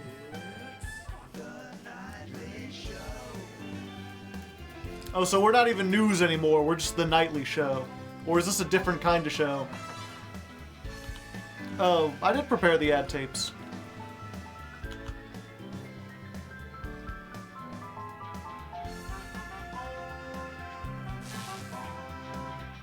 And the screens are just going out randomly. Right, let's have some applause on the way into the next section. Cases by Chef Jordan Rankley.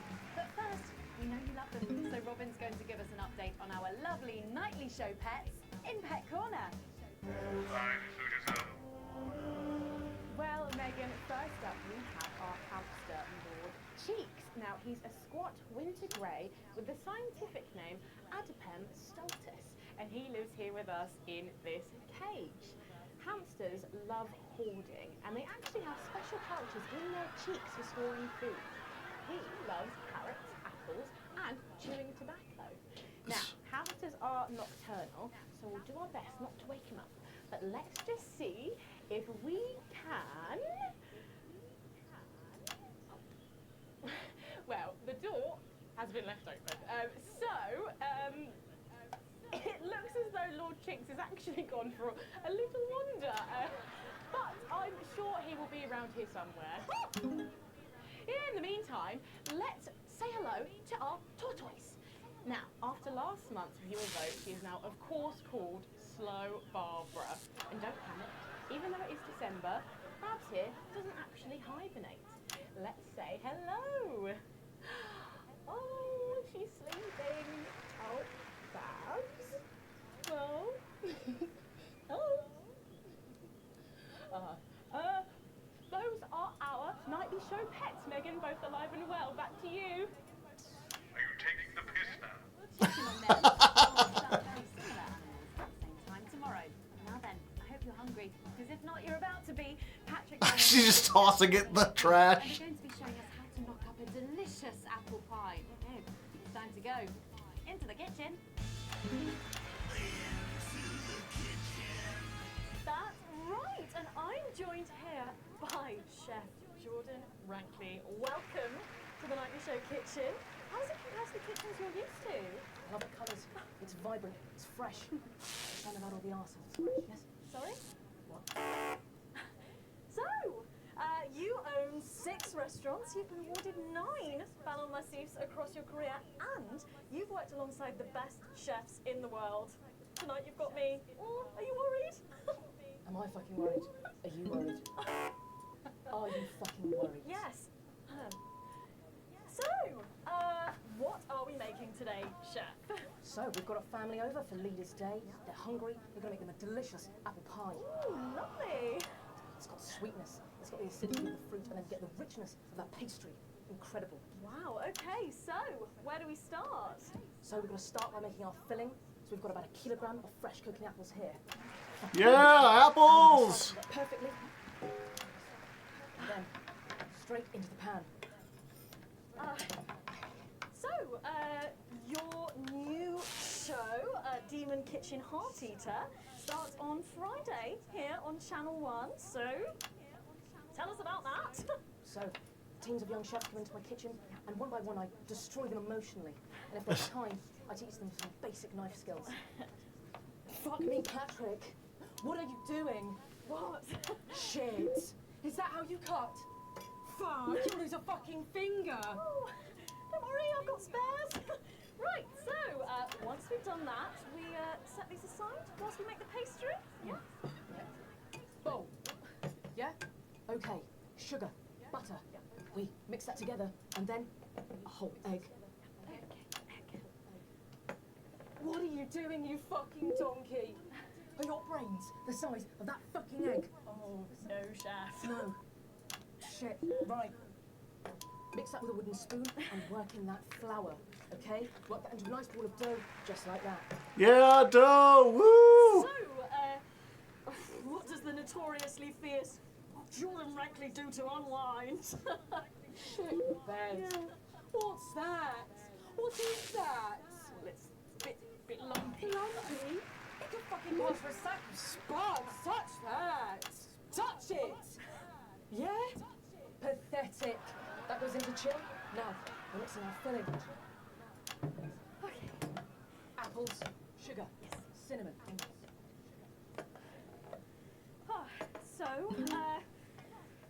You own 6 restaurants across 5 territories. Which is your favourite? Are you mixing that or fucking it? What? Are you going to light a candle? Take it out to dinner? Fucking mix it for fuck's sake. Right, now we're rolling out 2/3 of our pastry. Bit of flour into the dish. And the filling goes next, right? Absolutely right. Then take the remaining pastry, rolling that into a round, and that goes on the top. Beautiful. Lovely. Okay. Right. Wash a bit of water around the rim. Beautiful. Now press gently. Bring the braid round. And we're cutting 5 slashes very carefully with steam. And then brushing the whole thing with a beaten egg. Lovely. Okay. Ta-da! What do you think? Oh my god. You, come here, you. That's a disgrace. I'd rather jam my eyeballs up my fucking arse than look at that. I'd rather use my tongue to tie my shoes after a fucking shit-kicking contest, you understand? Then it goes in the oven for 45 minutes. Oh, put your fucking head in the oven while you're at it. Useless. You! Come here, you! You're the worst fucking thing to happen to foods that's cyanide. Do you know that? Boo! You're mean. Fuck off! Get the fuck out of here! Fuck off! Okay, well, while I do that, let's go now to Megan and Robin, who will be announcing the winners of our competition, Visions of the Future. I think you might be using those sound effects a little too much there. Well, Do you want the sound effects or do you not? To follow along at home, then make sure you write in with a stamped addressed envelope and we'll send you the fact sheet. So, Robin, look at all these amazing entries to the Vision of the Future competition. Yes, we challenged you to show us your predictions of the future, and we were just inundated with entries, weren't we, Megan? From wacky inventions to global problem solving, they are all amazing, and we had the best time looking through each one. It's so tough narrowing it all down, so we have some amazing runners up. In third place, drum roll please, we have Hamish, who's 3 from Lunwelly. He calls this Still Life and the Future of God, and it really blew us away. Just look at the line work here, and I can really feel every passionate stroke of the brush. If you look here, you'll see a beautifully rendered, what I thought at first was a smiley face, or perhaps a cat. But I think if you really look, you'll see it's actually a representation of the seeming futility of death through the eyes of the living. Ah. He's also chosen to just leave a lot of it blank, which I think is really interesting. If you know Hamish and his work, of course, he loves focusing on the negative space rather than the image itself. Stunning, absolutely stunning, and such talent from one so young, Megan. But next up we have our second place entry. So in second, drum roll please. I don't have a drum roll button. We have Keith, 41 from Dungleys. Keith, you are sort of aimless towards our younger viewers, but still, he has sent in his idea of the future, which he's calling Ravaged Earth. Indeed, he says in his really rather detailed notes, deprived of basic resources, society will resort to a brutal system of weekly battles to the death, where only the victor may breed. He also says it's possible here, either that or about the same, but maybe a bit worse. I really love his attention to detail. You can see the sort of gladiatorial arena, and then what I can only assume is Keith himself pulling off this chap's head and shouting, "Come back to me, Linda!" Oh, Keith. Maybe if you spent more time outdoors and less time entering children's competitions, she might not have left. Special one there. And finally, of course, it's time to reveal our winner. All our runners-up will receive a day out at an inflatable Happy Land on an industrial estate just off the A40. Sorry about that, Keith.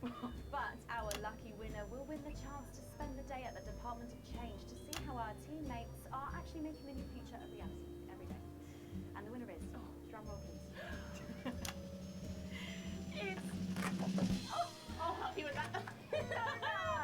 You're 8 years old and you are from Smugly. We absolutely love your picture here. People's Parade. You've got folks walking together, just really celebrating the diversity of our society.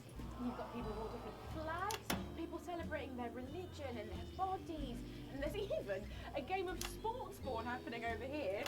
That or some overzealous littering, it's hard to tell. Oh, look at these robots having a little bit of a dance, getting involved in the party, aren't they? This one seems to have gone a bit haywire in what I can only assume is an ominous sign of things to come. Well, if our winners have inspired you to make some artwork of your own, do keep sending them in, and yours could be displayed in our gallery here. Well done again to everyone who took part. We're going to take a break now, but when we come back, we'll be playing the Wheel of Truth and making some lovely homemade gifts. Don't go away. We'll be back after this. Right. What I can tell, the old vision mixer's getting a bit worse for wear there, Alex. Expect your kit will be deteriorating a bit more in this next segment, so be careful. I can't stress enough how important it is that we keep the show going tonight. I'm on the bus. Not tonight. I'll get cards arranged for you both. Find me when you're done and I'll take you out with loading bags. Today, a daily record of 4% fertility.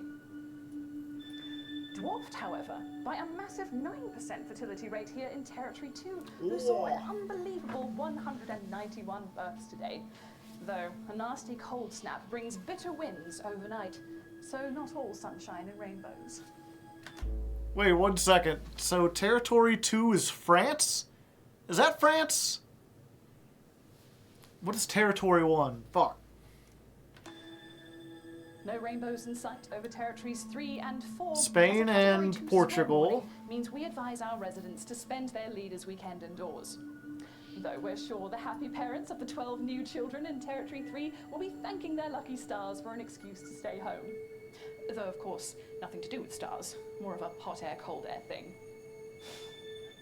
Next, this front of warm smiles heads Italy? across Territory 5, who are still under a blanket of snow. Surely there'll be celebratory snowmen there tonight, as they also hit an impressive fertility peak of 23 new arrivals. And finally, an honourable mention to our team members of T7, with a stunning result showing 146 births and clear blue skies. Though be sure to grit your driveways, as we will hit freezing temperatures overnight. And that's all for your daily forecast tonight. As always, we'll be bringing you a more specific I wanted to let you know that I've asked for extra security, and they're already on their way. Okay, 10 seconds for positions and pose. Okay, this time you've said it. Laughing, and we're going in 5, 4, 3. Don't forget the SFX buttons. I'm sorry, we were just saying we can't wait to taste Patrick's pie. Oh, I don't know, I think I could wait. Well, here it is, fresh out the oven. Ah. Well, it does look amazing. Jordan, how did that Patrick do? Well, let's just say that pie's got more crust than my grandmother's arsehole. Well, thank you for that. Well, come on, try it. Dig in.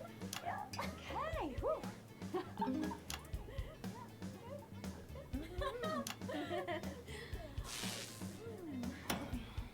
my god. Oh lord.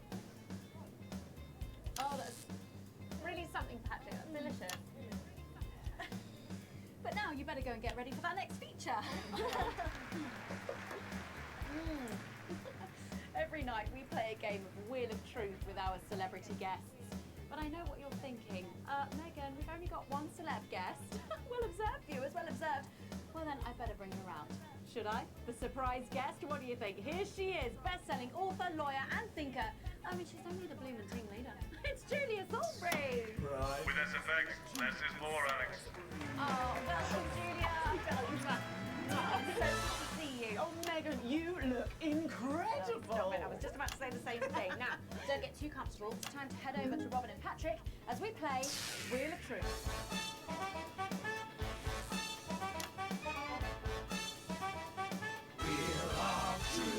That's right, it's that part of the show where we pit our celebs against each other to see if we can break them. That's right, Robin. They're going to spin the wheel to pick around, and it could be anything from box of flies to slap my face. They really have no idea what's in store. So, up first, we have Jordan. Oh. Let's give it a spin. Yeah, here we go.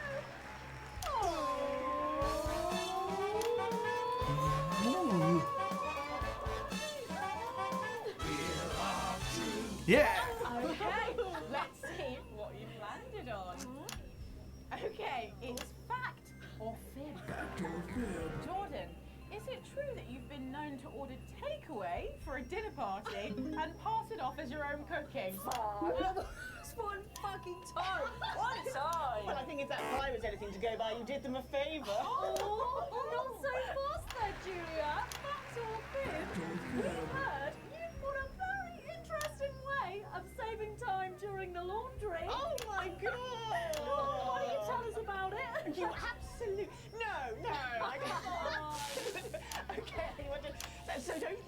me, okay? What I do is, oh God, I'm going to lose my job over this. Oh, we're all frantic, come on. Okay. So I only have one bra, okay? And so one day a week I wash it. And on that day, I can't wear Honestly, raise my taxes. We're clearly not paying you enough. Come to my dressing room after the show. We'll sort you out. Are you blushing, Patrick? Is all this talk of bras embarrassing you? I'm not blushing. Come on then, you, Julia. Spin the bloody wheel. Okay, here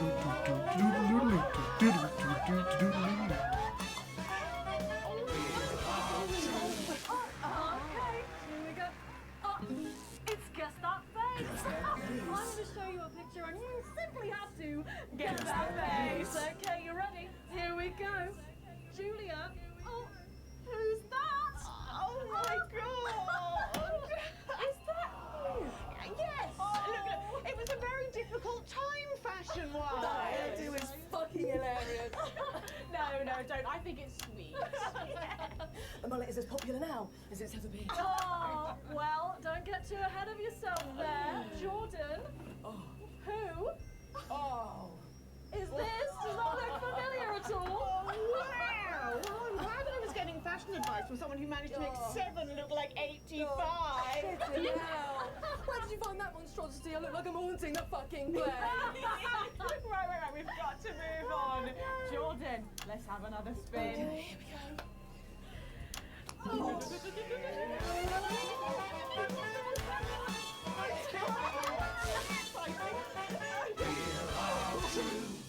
Okay. Oh, It's my go, Patrick. Go on. Sorry, I'm so keen. What's going so much? Oh, well, you're in for a treat. Yeah. It's fat or fish.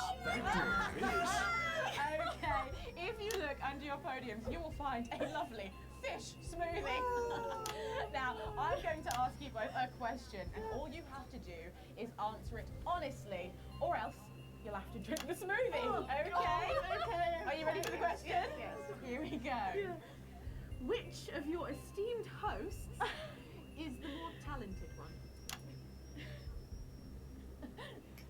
Oh, what a cop out! How is it? How is it? Oh, we made it extra fishy. I need my fucking mouth. Do you know how much these taste buds are worth? Well, we've got time for one more quick spin, so go, Julia,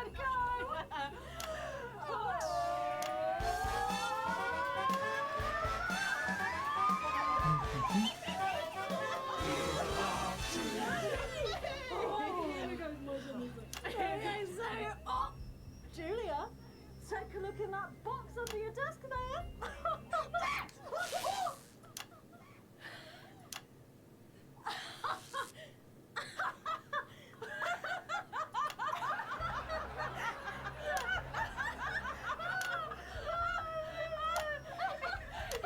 I think Lord Cheeks is trying to get in on the game. Bless him. Julia, what have you got in that box? It's not cheese, is it? Cheese! It's not cheese! Juggling balls? What am I supposed to do with these? Wow! Give it a go for us! But I have absolutely no idea what I'm doing. Come on! Do it! Do it! Do it! Do it! Do it! Oh! She's doing it! She's fucking doing it!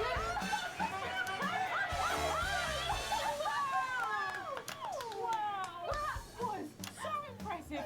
I have to say, unexpected. Well, God, that was our game of Rule of Truth, and my God, wasn't that fun? Okay, it really was, wasn't it? But now it's time to head over to Megan in Crafty Corner! You're taking the piss now.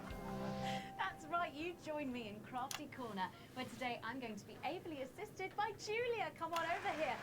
Please, I don't know how you're keeping your dinner down. I can still smell that fish. Well, to be honest, I've had worse. I used to eat at Peter Clement's house. Oh, well, I hope you've got your artsy hat on because today we're going to be making something very close to my heart. That's our little studio. Look at that. Isn't it adorable? All of us there on the sofa. Wow. Oh, it's gorgeous. Oh, is that all you in there? Yeah, it is. If we can just get a little zoom in, there we are. Oh, I don't know about you, Julia, but I always leave my holiday shopping to the last minute. Oh, every year. I do it every year. Well, luckily these make amazing gifts. Shall we get cracking? Oh, yes, please. We're going to start with a shoe box here. And Julia, that's it. Grab those scissors. I just want you to get rid of this front panel here. Perfect. Will do. Are you big celebrators in your house, Julia? Oh, yes. No, in my house we show our love through food, like big dinners, loads of drinks. Absolutely right. That's the best bit about any holiday. It's all that food. This bit as well. Absolutely right. Cutting along the line there. Do be careful with the scissors at home. Make sure you're being supervised. It's a bit You tough. are a child. There we go. Fabulous. Okay, so it's going to look a little something like this, and I've got one here I made earlier. We painted it with a bit of poster paint, white to match our lovely curtains here in the studio, but you can obviously have whichever backdrop you like. Like a nice shiny gold number. Well, exactly right. So we're going to make bits of our set now to put in the studio, perhaps a little desk. So I'm just going to grab this piece of card. I've just got it from a little cereal box packet. I think you... I'll give you this one, Julia. Shall I? Thank you There so you much. go. And all you need to do is cut along the lines there. Fabulous. So what's the best part of any Leaders' Day dinner, do you reckon? I don't even have to think about it. Really? I love the 3 potato pie. 3 potato pie, I don't know that one. You know, with the chips covered in the mash or wrapped up in a jacket potato. That just me that does that. I don't know, but that sounds starchy. Well done, Julia. So now she's folding over a little bit there. What it's going to look like at the end is this little rectangular shape there. We're going to pop it in the middle, a bit of sticky tape on the back there so it sticks down. Now we need a sofa. That's what we need next. We're going to make that out of a lovely paper cup. Knocking everything over. Knocking it all over. I got one though, Megan. Good, fantastic. You're just going to cut along the line here, down the middle. Exactly right. Then when you've done that, around the bottom and again around the top. Well done. When you're done, oh, there we go. It's going to look a little something like this. And look what I've done there. I've stuck some felt down. Nice and comfortable sofas. Yes, can't have our tiny Megan having an uncomfortable sofa, can we? Absolutely not. She'll be on the phone to her tiny agent and getting someone tiny fired. Yeah. Well, there's only one thing missing, isn't there, Julia? What is that? A higher caliber of guests. Nearly. It's people. So all we've done to make our little people is we've stuck a cocktail stick into a bottle cap.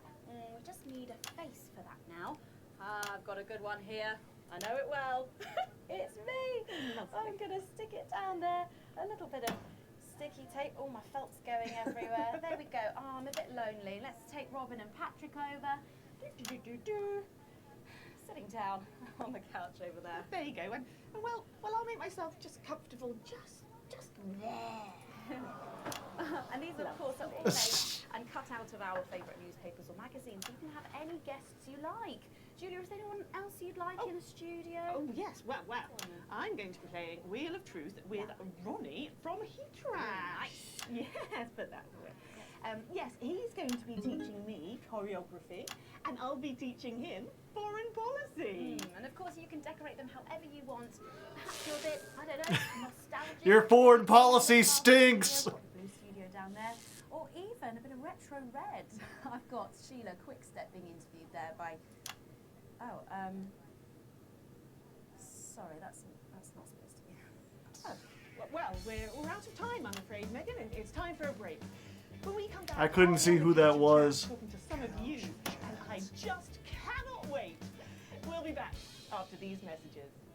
Right, it's coming up soon, Alex. You'll know it when you see it. Whatever happens, keep the show going. At least one of us is in control. You did remember. You're coming with me.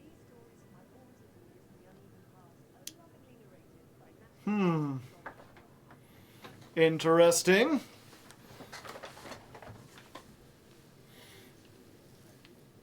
Heat rash sounds like a Joe Johnny Knoxville would make. Yeah, kind of. Only curves. After much pacing, and I confess, a few tears. I settled on a zip-back, boxy-pleated skater skirt in dark blue with white sweetheart blouse and the necklace Harry had given me when we'd met in the woods and I'd allowed him to frolic in my glades. It's an honest account of my childhood, because in the new future, there's no need for secrets. There was just so much injustice in the world, I realised, as Portia Hamilton Mann lured my best friend into the convertible her daddy had bought her for Easter. How had I failed to predict the perils of being the poorest postgrad at Poshmark? Over the course of 3 compact discs or just 22 cassette tapes, you can experience a childhood under the old regime. And, like me, understand why we can never go back. Oh, the horror. 15 minutes before the most important speech of my career, and I had stained my high-cut lady I missed that trousers. meeting. Waves of nervous nausea seized me. Don't worry, it's not like you're being fired or anything. When I let him... The culture correspondent or something. Please don't be upset. It's nothing personal. For the ratings, apparently. 10 seconds. Jenny? I'm on it. Okay, we are going in 5, 4, 3. Welcome back to the Nightly Show, where I'm joined once again on the couch of chat by Prime Minister Julia Salisbury, who's agreed to answer some questions from the public. They're always my toughest critics, Megan. Indeed they are. So, first up tonight is a question from one of our elderly viewers, and she's on the line right now. Hello, can you hear me? Hello. What's your name and where do you live? I'm Florence from Stainsborough. Hi Florence, thank you for calling. You're on with Prime Minister Julia Salisbury. Do you have a question, Florence? Yes, I do have a question. Okay, would you like to ask that question now? Oh, yes. Right you are, dear. Prime Minister, with all that hard work on your hands, how does your skin manage to keep that healthy glow? Oh, bless you. What a lovely question. Oh, well, I suppose with my line of work, there's not a lot of time for a skincare regime, as I believe they call it, so I guess I've just got my mother and father to thank. I suppose I've just got lucky genes. Lucky jeans? Oh, that's what my Clint calls the denims he was wearing when we first Yep, thank you for that question, Florence. Your Clint sounds like a right one. He is. Gonna be 44 years married this June, but he still finds the energy twice a week to give me a... Thank you, Florence, thank you. I wish I could say the same at her age. Everyone needs a Clint, say Prime Minister. Or a Clara, perhaps. Megan? Let's go to our next questioner tonight. He's calling from right here in the capital.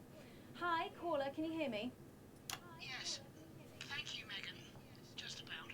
It's not a good line. Well, I think we all know that voice. Good evening, Mr. Donaldson. Good evening, Prime Minister. Do you have a question for the Prime Minister, caller? Several, actually. Well, maybe it would be better if we tried to get a better line. I could have the station call you back. Don't worry. I've got a much better idea. What's going on? It might be what you call a surprise guest. Our second of the evening. Please welcome Jeremy Donaldson. Jeremy Donaldson. A live tenorish, what can I say? Oh, hello, Jeremy. This man is a wanted criminal. Where's that CCO, for God's sake? Don't worry, Prime Minister, I'm not harmed. Sarah? She's not here at the moment, Prime Minister. We'll let her the moment she returns. If we can find the keys to the studio doors, that is. Apparently, they've been locked and no one knows where they are. That's uncharacteristically careless of you, Jenny. You know there's only one way in and out of this studio. The peculiarity of these old buildings. I'm sure they'll turn up. We'll have you all arrested for this, you know. Come, Prime Minister, what are you so afraid of? Surely a woman of your stature can withstand a few questions. For the viewers at home. Very well. I can't say I'm impressed with this irresponsible stunt, but believe it or not, I used to have a lot of respect for you, Mr. Donaldson. Please don't attempt to flatter me, Prime Minister. I'm not. I've watched you sink your journalistic teeth into the great and powerful. So, out of respect for the man you once were, I'll dance your strange little tango. But I warn you, Mr. Donaldson, you better be nimble on your feet, because you'll only have one chance to tango with me. Well, let's put on our dancing shoes then, shall we? I'd like to ask you about sterility first, Prime Minister. Yes, sir. A terrible situation. Caused in no small part by the actions of your government. Well, we can't control the weather systems that unfortunately have... Unfortunately spread the fallout from your bombs in an even layer across the territories. That's what our scientists say, yes. Still births at an all-time high, along with babies being born with terminal birth defects, babies that your regime somewhat callously refer to as unviable. It's just a word, Mr. Donaldson. No need for conspiracy theories. If you say so. How many unviables have been born since liberation, Prime Minister? Too many. Way too many. I mean, obviously I don't have the exact figures. Oh, I believe we do, Prime Minister. Yes, there have in fact been 2,581,280 unviable births since Liberation Night, according to official government figures. So, 14 million deaths on Liberation Night, and then another 2.5 million infant mortalities. Assume you actually managed to count them all, which, given the limits of bureaucracy, seems extremely unlikely. I'm sorry, is there a question? You made a decision one November evening 5 years ago, and as a result of that decision, 16.5 million people are dead. Prime Minister, do you have any regrets at all? Of course I do, Mr. Donaldson. I regret every grieving family, every life destroyed. I came into politics to help people. You gotta clap for that. You came into politics to help. In that case, Prime Minister, where did it all go so horribly wrong? Probably with the nuking.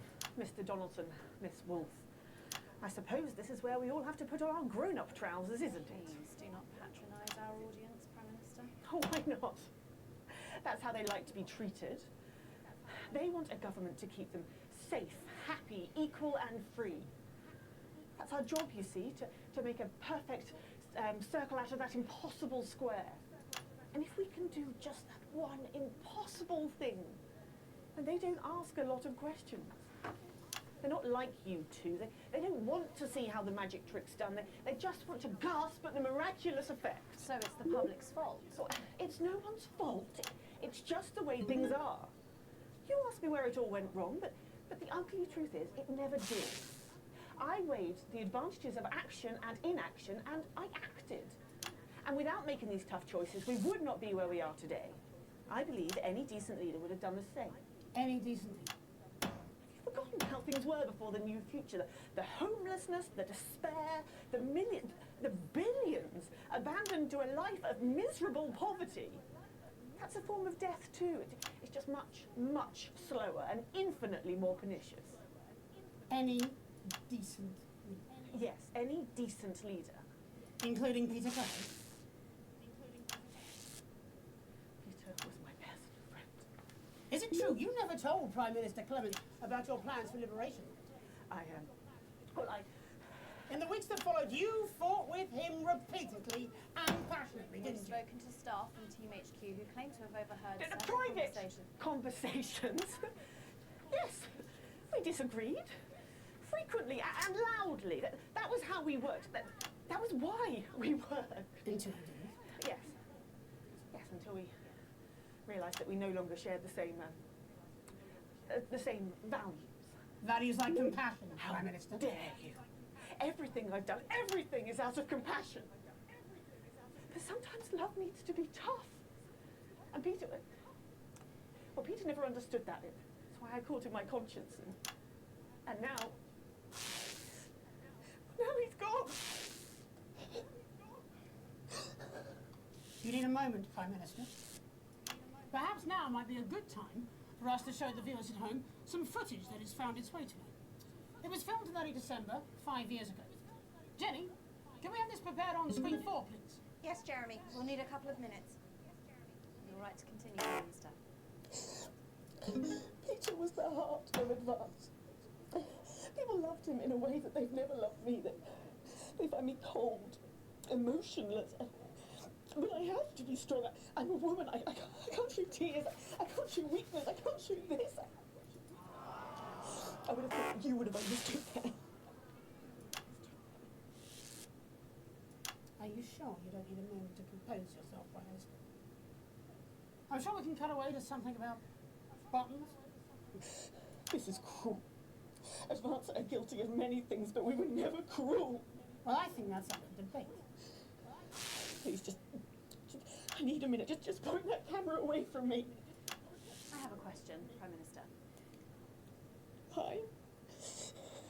I just ask your question. Why are there no tears on your face?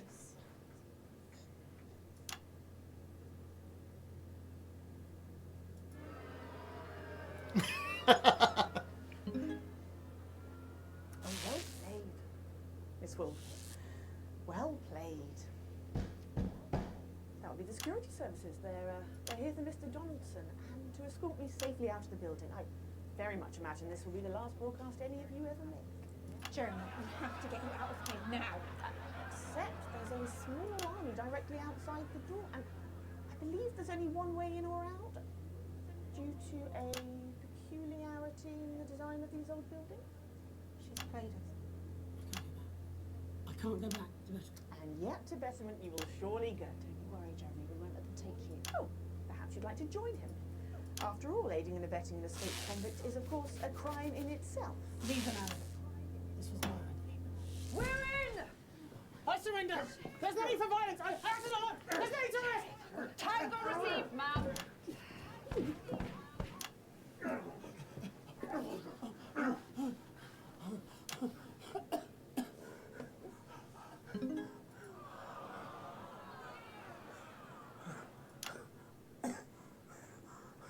There.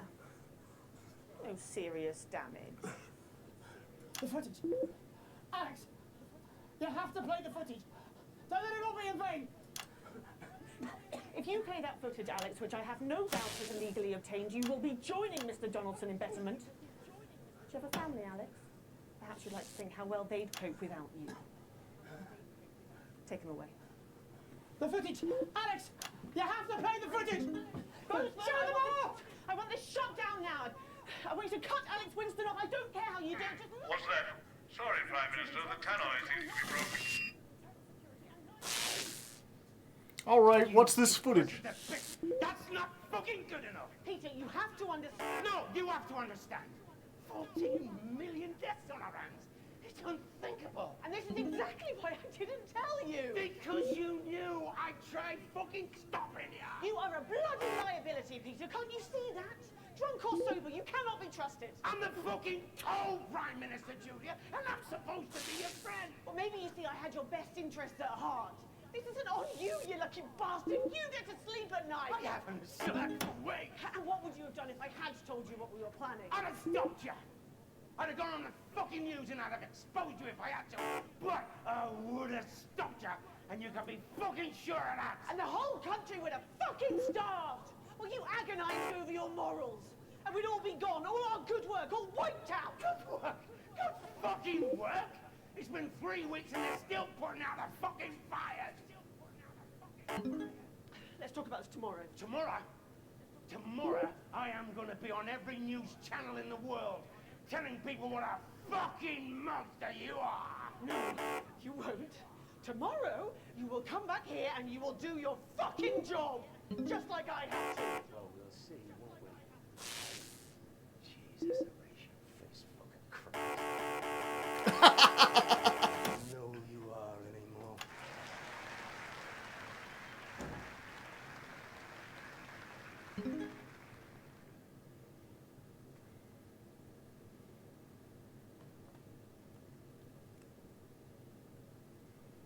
Get me Adrian at the services.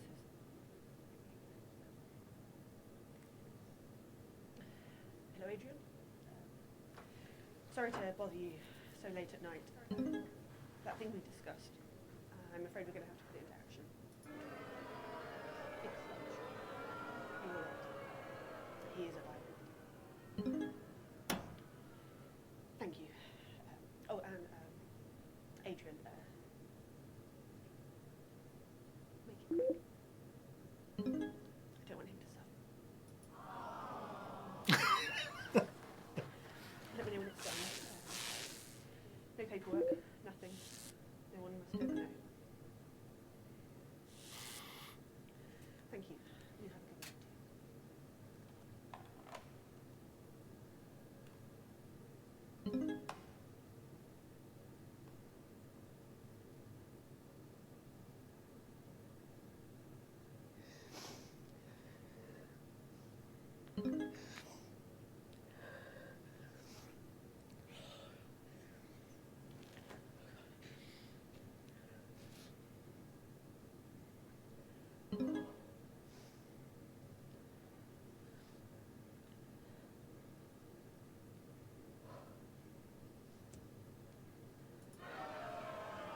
any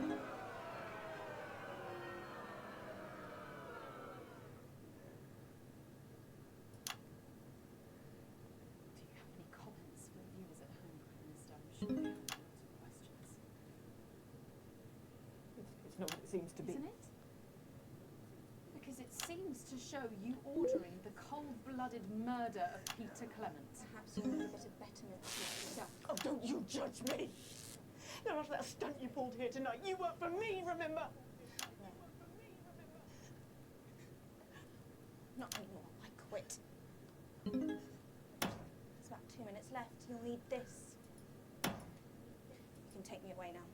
I'm done.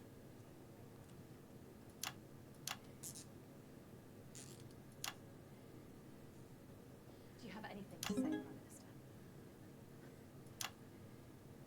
You're done. All of you. This programme is cancelled. It's effective immediately. You're all fired. No. Arrest them all. I'm not the criminal here. You all saw that footage.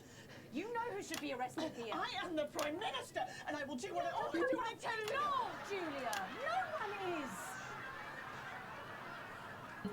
Do your bloody job!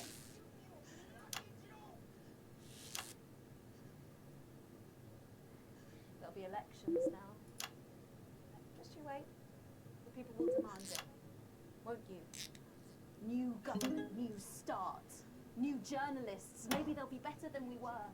Maybe it will all be better next time. 50 seconds, Prime Minister. Can't leave any dead air. That's a crime too. 45 seconds. What can be said in 45 seconds in a soundbite, a headline? How do you convey the shades of grey when there's only enough airtime for crass blacks and whites? And even if I could, would you watch? Would you change channel? Look for something more exciting, less boring than the news. And if that really is what you do, is this really all my fault? Or could this, in some profound, incredibly complex way, also be yours?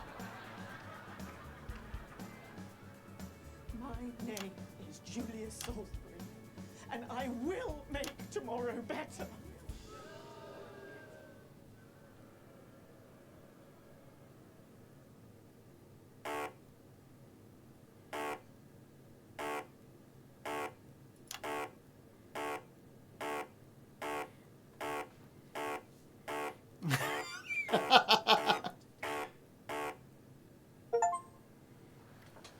Welcome to a more advanced future. Da da da da.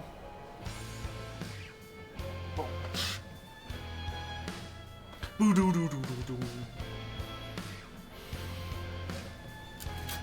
Clap, clap, clap, clap. Play the ad. He remains beloved in the nation and hated in the industry. Jesus is still seeking funding to get to the moon. He needs scientists and engineers. Little C's new album, Be On My Age, has flopped. Her father seems indifferent. Cragler is unhappy. The essence of Sophia are now collector's items?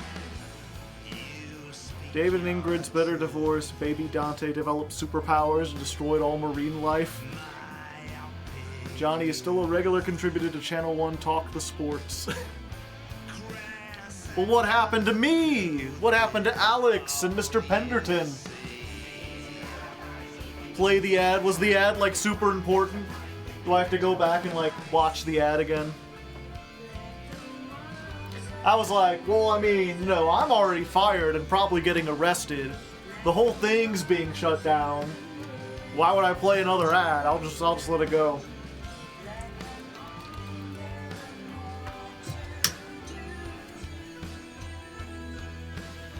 All the people. And yeah, just a good example, like, you know, Jeremy made some good points. I will play his video.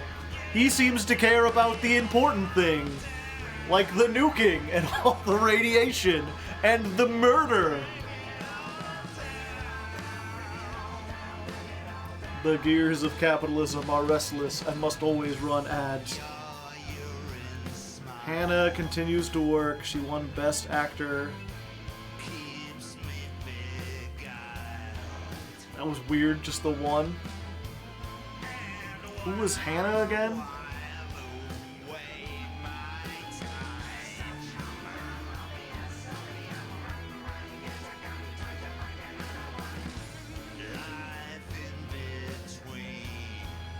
Ba-dum bum ba-dum bum.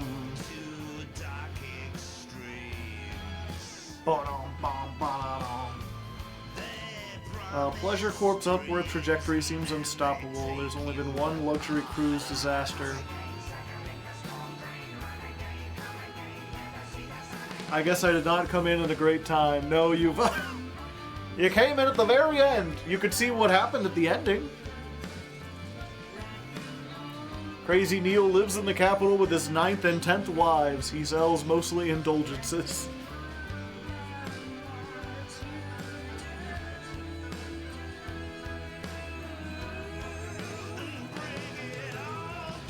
Advance put sterility drugs in the water. Ah. Yeah, I realized they wanted to stop people from having as many kids. I didn't think they would go that far, though.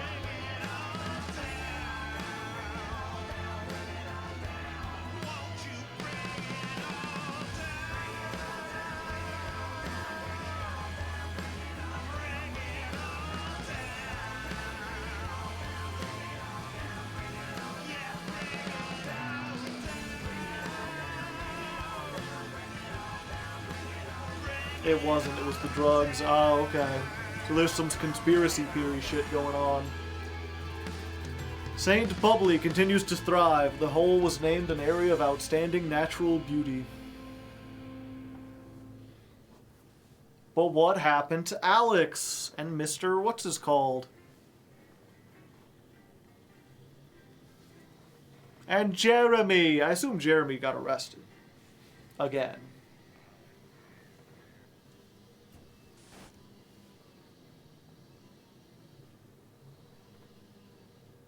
Oh, hello.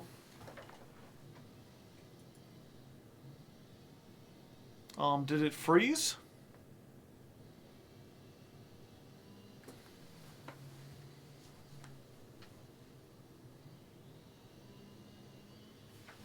Is this supposed to happen?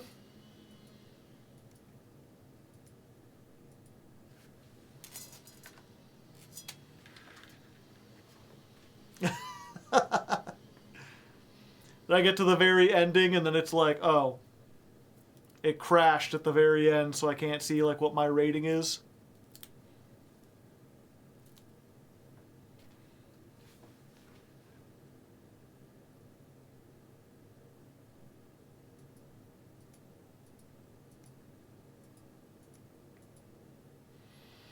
Alan James was right. He was right the whole time! It's not crashed. Oh, okay. I just gotta wait for a little bit. I tried hitting escape and nothing happens. One of the TVs should have a tape. I mean, a lot of them have tapes.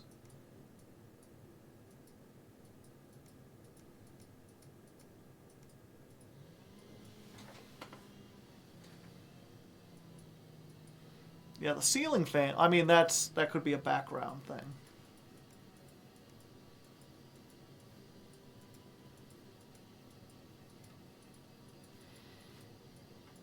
I can't click on anything. Escape doesn't work. Unless I'm missing one of the tapes. Start pressing keys. No, the WASD doesn't do anything.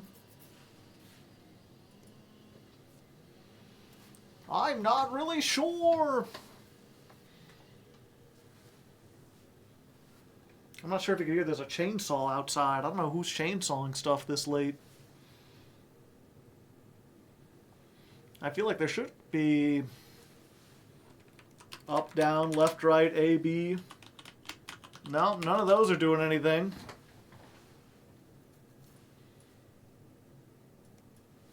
Don't tell me I have to watch all the credits and everything again. Maybe it did crash. Let's see. We'll just open it up again. If so, I mean, I could just put it on no fail mode and mute it until we get to the very end.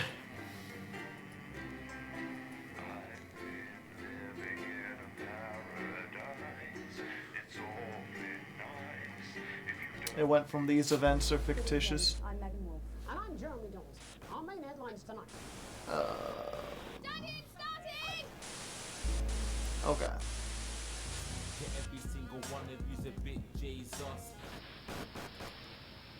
Extras, just the credits. What a wild ride this has been. Well, that's a very blunt question. But France is lying to you. Friends and neighbours. Huh. And have confidence that the team will keep you safe. But now you start to see, yes, the people never happy. It's never enough. Yeah, unless there's some other way, I think I gotta go from... It doesn't want me to load that. Are you saying that Advance have cured death? Shut up!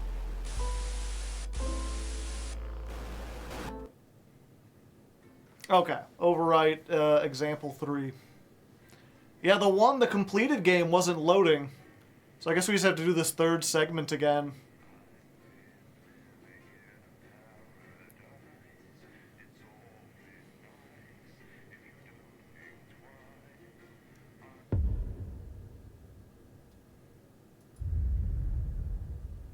Right, it's coming up soon, Alex. You'll know it when you see it. Whatever happens, keep the show going. You got it, Mr. Bossman. Surgeons are disruptive, friends. Okay, so we could turn it down.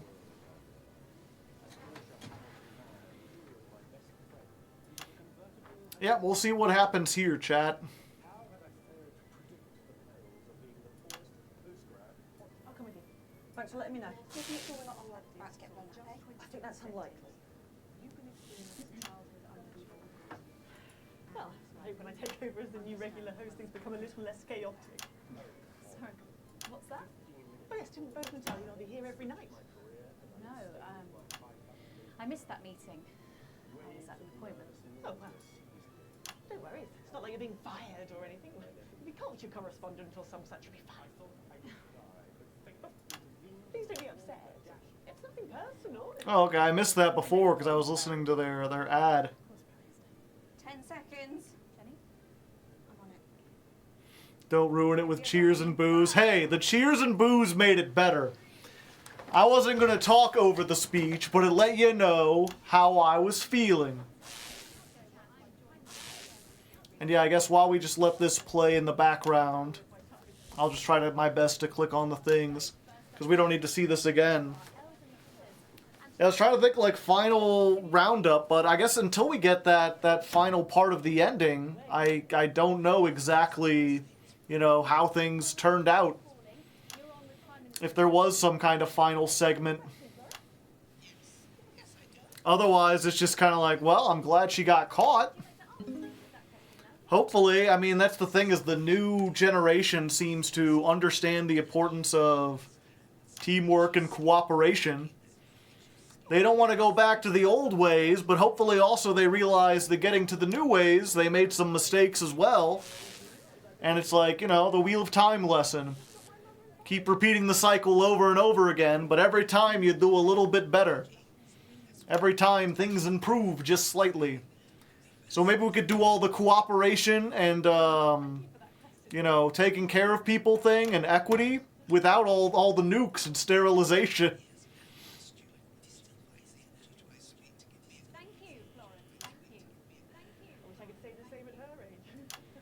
I feel like she tried to do the right thing, maybe not successfully.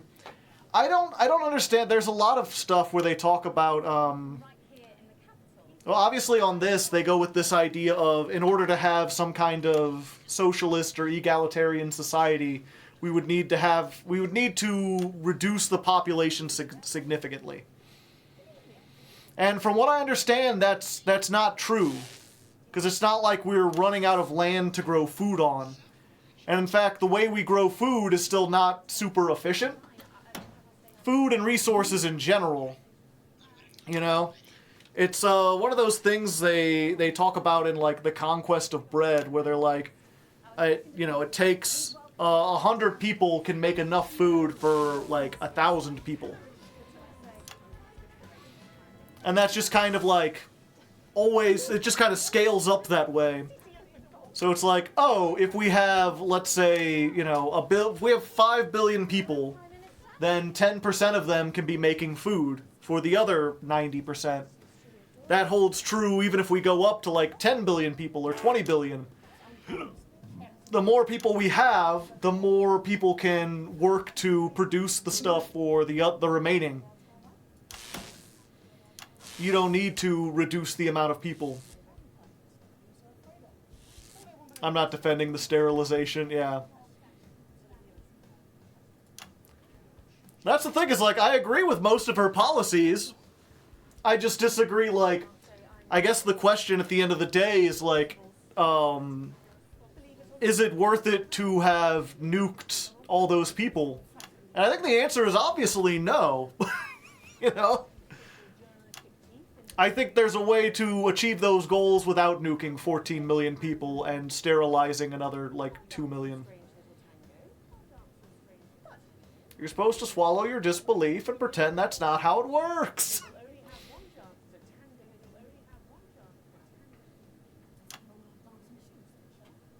Let's put on our dancing shoes then.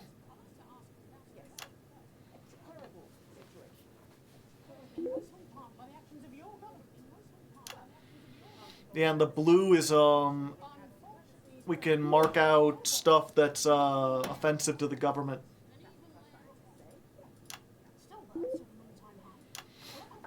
I can see it being worth it. No, I mean, that was one of the big problems with, Russian communism in general. At least, again, I'm no expert on Russian history by any means. And Russian history is kind of hard to know exactly what went on because so much stuff was erased or not kept track of properly. But especially after, like, the fall of Berlin and everything, it's like, yeah, what Russia would often do is make sure that the people in Russia proper and in the capital were well taken care of. You know, there's even, like, American reports that say, yeah, like, your average Russian citizen eats as well as any American. In fact, they might eat better. Their food is, like, more nutritious because they don't have corporations trying to put, like, addictive, like, fats and sugars and stuff in there. They can focus more on making food that's actually healthy for the population. But, like, if you lived in Ukraine during the USSR, they had this huge, huge famine that killed, like, millions.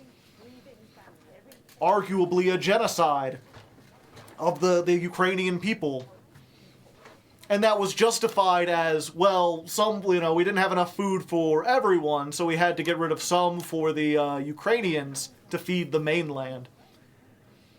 It was very much this, like, taking the extremes of the needs of the many outweigh the needs of the few. But it wasn't like, whatchamacallit, it wasn't like the people in Russia would have starved if the Ukrainians had food. They could have given them more and, like, balanced everything out, and they didn't. And that's what I worry about here, right? That, like, yeah, if you live in the capital, things are great. If you live in territories 2 through 7, you're eating less food and getting worse services so that the people in the capital can live happily. And I hear a lot of that's the same with, like, China, where it's like, oh, if you live in Beijing, you're given, like, a free apartment, and there's public transportation, and healthcare is free, and you eat well, and everything's good. But if you live in any of the outer territories, like the rural areas, shit sucks. Although, again, I can't confirm or deny a lot of that, because it's hard to get any information out of China. Couldn't we have fed everyone just above the starvation line? Yeah, probably. They really should have just nuked one city. I still maintain that you probably could have done this without nuking any cities. Maybe you could have threatened to nuke a city first.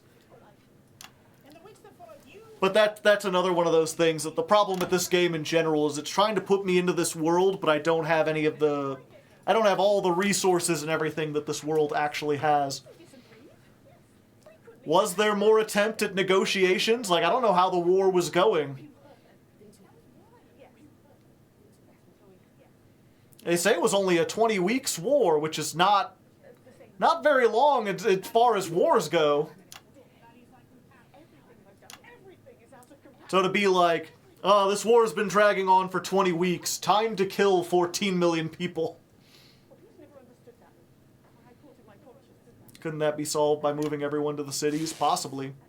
I don't know. It's a big, complex problem. It's difficult to deal with.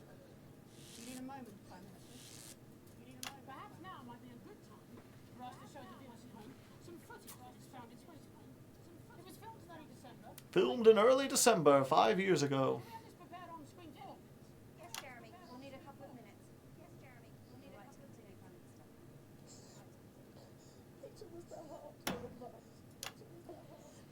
You can't look up disrupts policies and rhetoric without showing it on the national news. Yeah.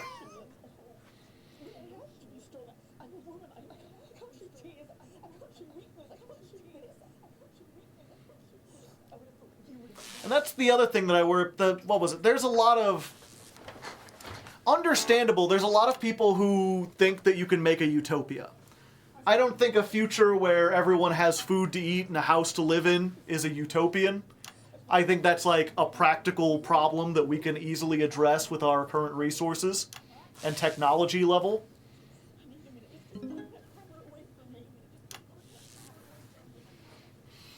Like, I think we're good, but that's the thing is, like, she didn't just want that. She wanted, like, this perfect world. And, like, the world's never going to be perfect.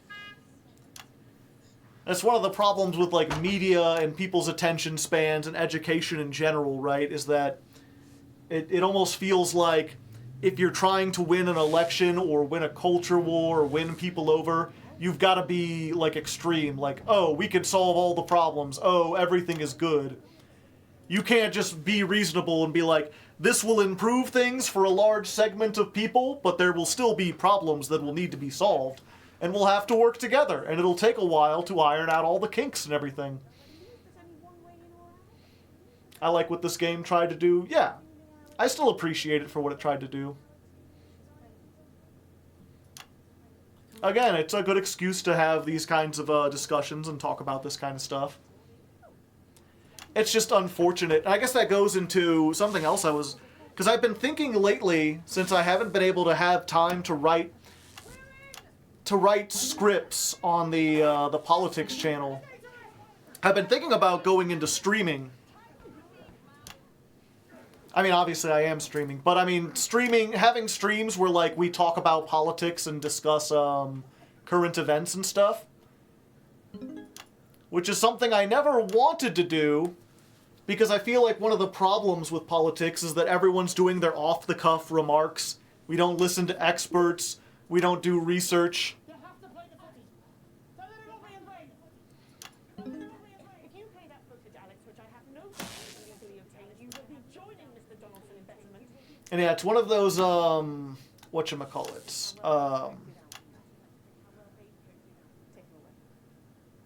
I'll play the unknown footage. Let's go for it.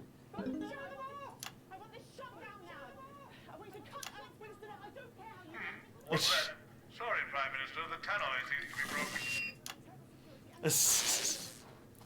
Isn't that what MBT does? slightly. But, yeah, I was like, it might be nice to do one stream a month or one stream every other week to just sit down and look at politics and current events and everything. I just worry, like, on the one hand, I see how that can be useful because I see there's a lot of streamers who are good at changing the tide of things, and I think I'm positive enough and calm enough that maybe I can help do that, keep people interested and engaged. I just worry about falling into that same loop of, like, the 24-hour news cycle, where because I now have, like, a stream or whatever, I have to talk about stuff that's going on, even when I may not necessarily have anything to say or add, when all I'm doing is just, like, sitting there and speculating. My favorite swearing prime minister, Peter.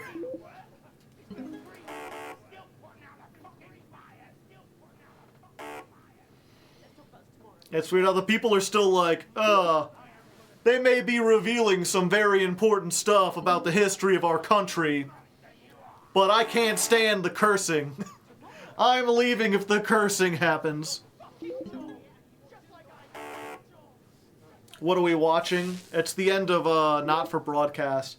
We already watched this, and then the, and then the ending glitched out.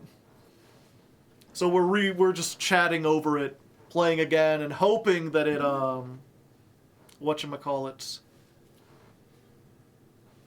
Hoping that it works out.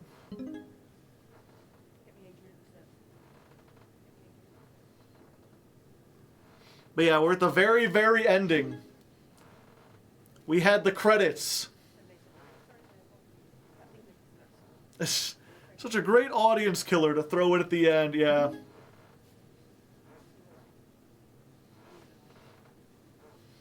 Yada yada, kill the prime minister, get it done. I'm evil, we get it.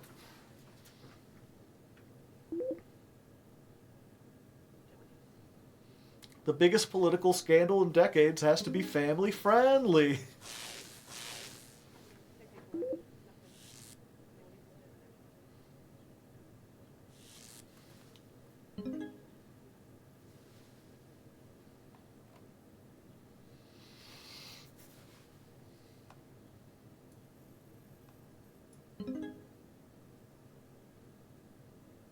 Make it painless, though.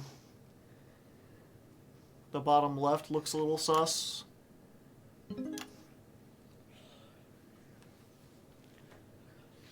That's them watching all the stuff unfolding. I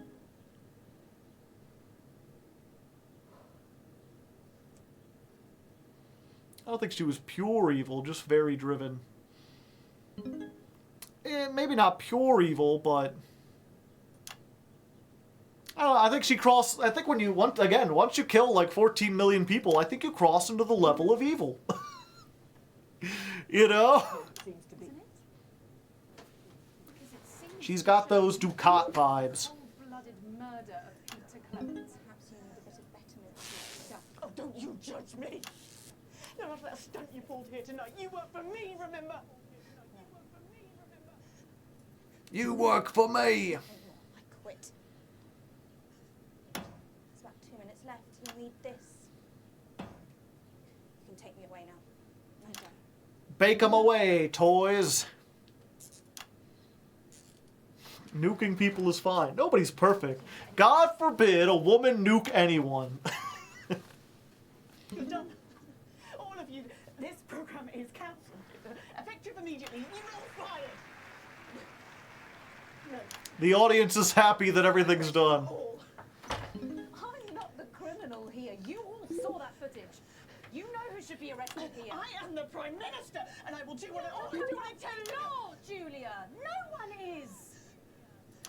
I am the law. Do your bloody job.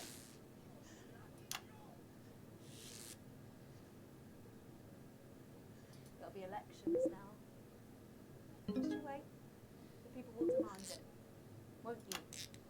New government, new start, new journalists. Maybe they'll be better than we were. Maybe it will all be better next time. 50 seconds, Prime Minister. It looks like a game. It is a game.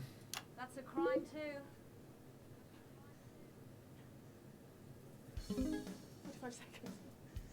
What can be said in 45 seconds in a soundbite? Yeah, where you control the cameras and everything. How do you convey the shades of grey when there's only enough airtime for crass blacks and whites? And even if I could watch? Would you change channel? Look for something more exciting, less boring than the news? If that really is what you do, is this really all my fault? Or could this, in some profound, incredibly I thought we were watching a YouTube video. No. This would be a weird style of YouTube video, I tell you what. my name is Julius. Or is it you, the audience? Will make tomorrow better. Okay, I'll play the ad this time. 7 years ago, you decided you wanted radical change. In a landslide, you elected Advance. I did my best. We've been through a lot since then.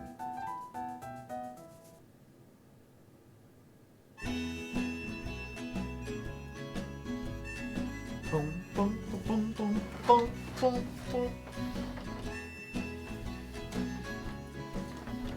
All right, now we'll see if the ending doesn't work this time.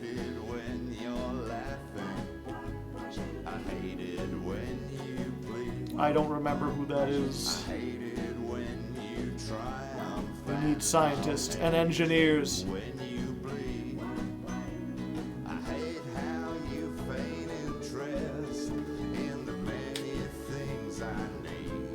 Craglaw is unhappy.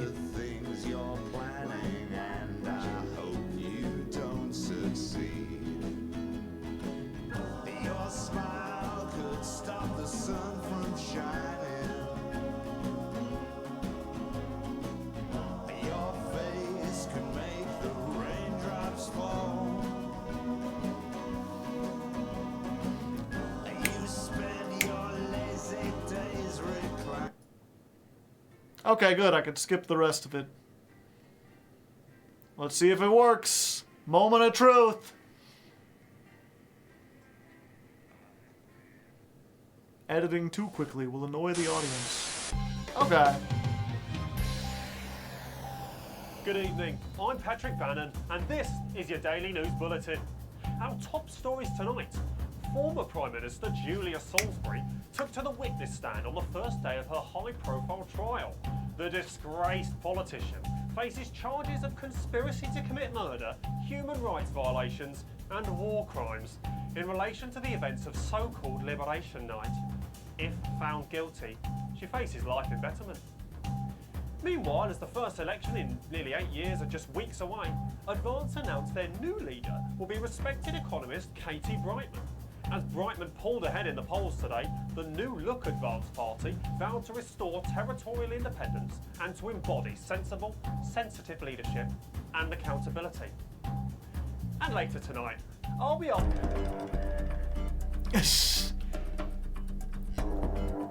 Found one of 14 epilogues. Interesting. A better Jeremy.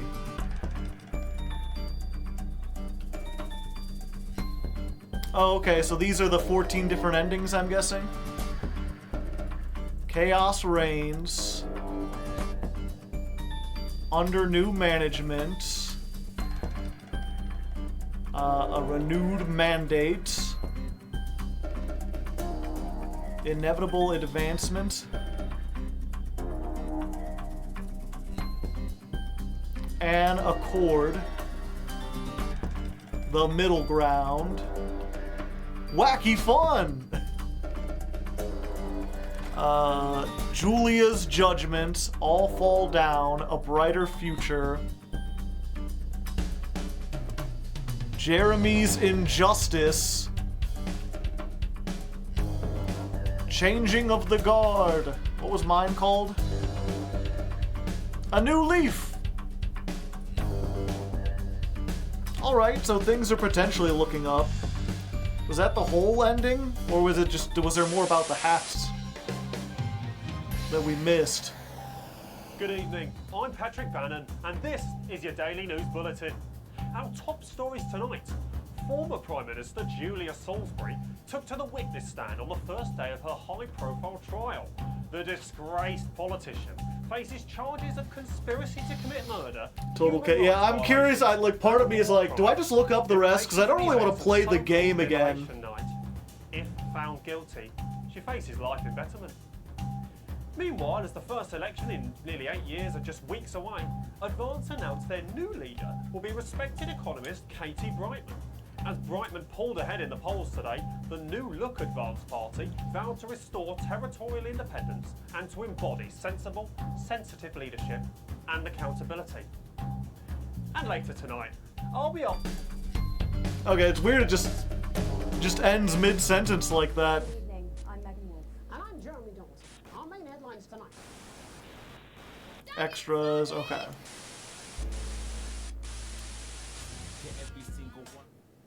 Master, turn the... Okay, so there were some people who said they wanted to play this game. So if you did want to play this game some more, or play it again, then you may want to look away. Because I'm just going to look up the epilogues. We've got some more time here. Might as well. Unless, well, I guess this is Uber Super Sloth's request. Uber, are you good with just looking up the other epilogues? Or are you playing through this a few more times to watch them the old-fashioned way?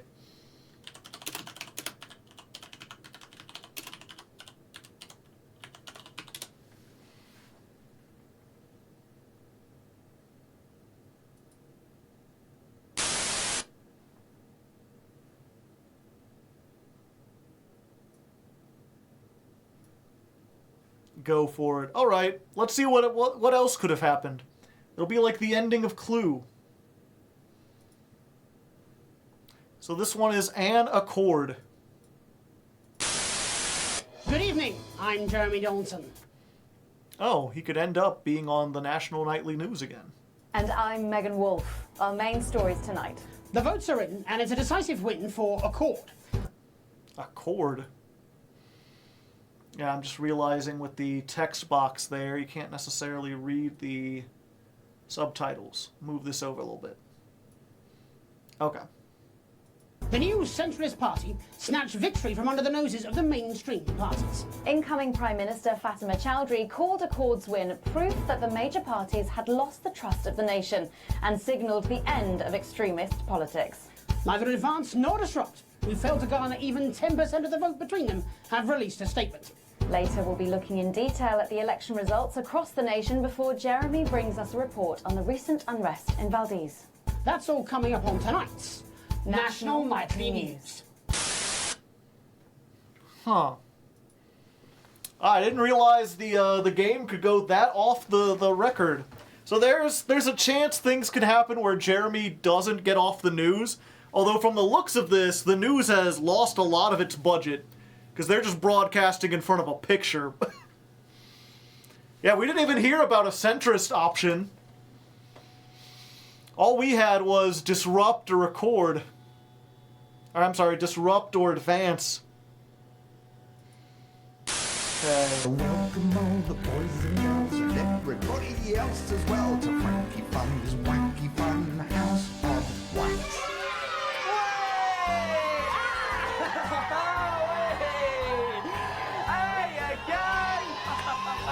Hi again. I'm Frankie Fun, and this is the Wacky Fun House of Wax! But where's Doofnut? Let's call for him. Doofnut! Hey, there he is. Are we ready for wacky, zany goofs galore? I can't hear you, Doofnut. Yes, I'm ready. That's better. Now then. Whoa, it's the bonk alarm.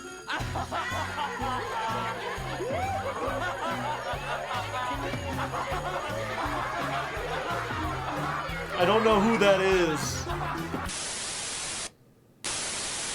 I don't know who either of those people are. That wasn't Alan James. What? No, Alan James. Ah, the face of a serial killer. Yeah, things must have gone really off the rails to get that ending. Following the declaration of a state of emergency, General Masters, who has granted himself extraordinary powers, insists they will only last 6 months. It is believed that political leaders are still being held under house arrest by the military on charges of election rigging, though the general is yet to produce any evidence to support this claim. As clashes between protesters and troops continue in Western Square this evening, I want to once again urge our viewers to stay safe as soldiers begin to patrol our streets, enforcing a curfew.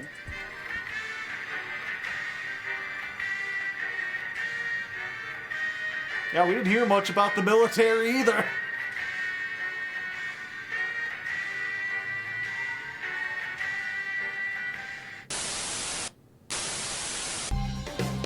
Okay, so there could be a military coup, perhaps.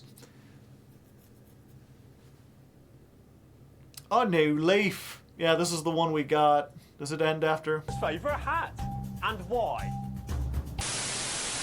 Okay, it did end early. Oh, damn it.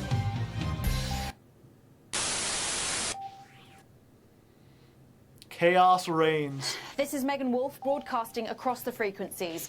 Clashes worsened today as violence between the North Capital Commune and the Riverside camp raged into the night yet again. The power has been out in most of the city for over 3 weeks at this time. I'd caution anyone who is still receiving this broadcast to avoid Trawler Street, where a violent group have taken over the former CCO headquarters and are said to be extremely hostile to outsiders. Meanwhile, the refugee encampments surrounding the ports have steadily grown in size as the ongoing fuel shortage continues to prevent ships from departing.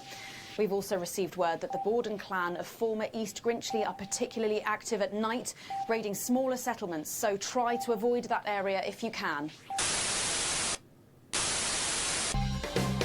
Well, at least we didn't get that ending. You know, comparing, I'm like, man, our ending doesn't seem that bad. I wonder how many of these endings also had the, 14 million people killed by nukes? Because, if they got the nukes and they ended up like that, then it's like, oh, this is just, the worst of all possible worlds. You wouldn't believe by looking at well, I guess they did say that the former prime minister was charged with crimes against humanity. Things could have been a lot worse, yeah. Good evening, I'm Patrick Bannon, and this is your Daily News Bulletin. Our top stories tonight. Protesters filled the streets outside the High Court today as the high-profile trial of former Prime Minister Julia Salisbury began its opening arguments. If found guilty, Salisbury is facing multiple life sentences for charges including conspiracy to commit murder, war crimes, and even genocide for her role in the events of so-called Liberation Night. Meanwhile, with the restoration of elections just weeks away, voters across the country look ahead to new leadership, or possibly old leadership, as the front-runner in the polls by some margin now is former Prime Minister Jacob Hamilton-Mann, who crossed the floor to head up the Disrupt Party. Stock markets surged in value this morning as those polling results were announced. And later, I'll be doing an in-depth look at your friend and mine. It's the calculator. My favorite Yu-Gi-Oh card! So yeah, I guess that's just, if what's-his-name survived and the other party was still there. In mine, the advance is still there, just hopefully the people in charge are held accountable. I wonder if the implication where they talk about the new leadership advance, where they're like, we plan to be more transparent and better, if that's supposed to read as they're genuinely going to try to improve things, or if it's the same old political speak and we can expect even more war crimes.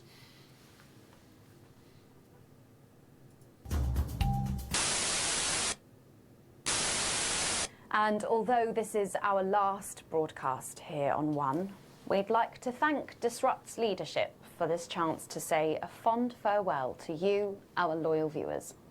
Disrupt TV will broadcast its first programming tomorrow with a documentary called Benefit Scroungers and the Undeserving Poor, followed by The Kyle Springle Show, where a lie detector reveals a man who married his sister's brother's niece's uncle before closing out the night with One Nation News Max, where Chet Blaze will be asking, how many guns is enough? Well, all that remains to say is thank you from all of us here at the National Nightly News and Channel 1. It's been an honour to inform and entertain you over the last 40 years. Thank you for letting us into your homes one last time. I'm Megan Wolfe. Good night and good luck. Okay, things could have been worse. Oh? What freedom looks like.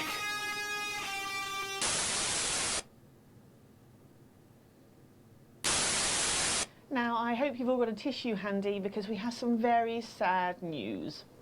Our very own Jeremy Donaldson sadly passed away last night during his treatment. Our teammates over in the Department of Betterment have promised us that they are thoroughly investigating what happened and if any more could have been done to avoid this tragic loss. Jeremy, you'll be sorely missed. But on a brighter note, let's not forget, once again, birth numbers are absolutely through the roof today. That's right. It really seems that thanks to the hard work of so many of you, we have finally turned a corner. That's right, Patrick. And with the announcement from the Independent Sterility Advisory Board that the population has actually begun growing, I'd say there's plenty of things to be cheerful about. Wouldn't you, Megan? Yes.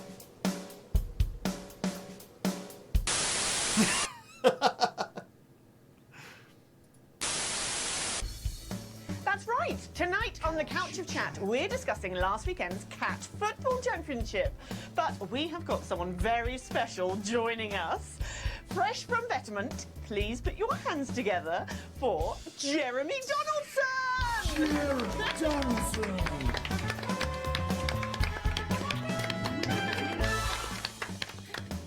Jeremy, it's so good to see you. Hey, welcome. So, what's it like to be back, Jeremy?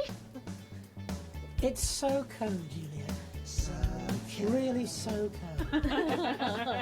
Do you think you could give our topic tonight a bit of the old Donaldson spin? Our headlines tonight. They think it's all over. It is meow.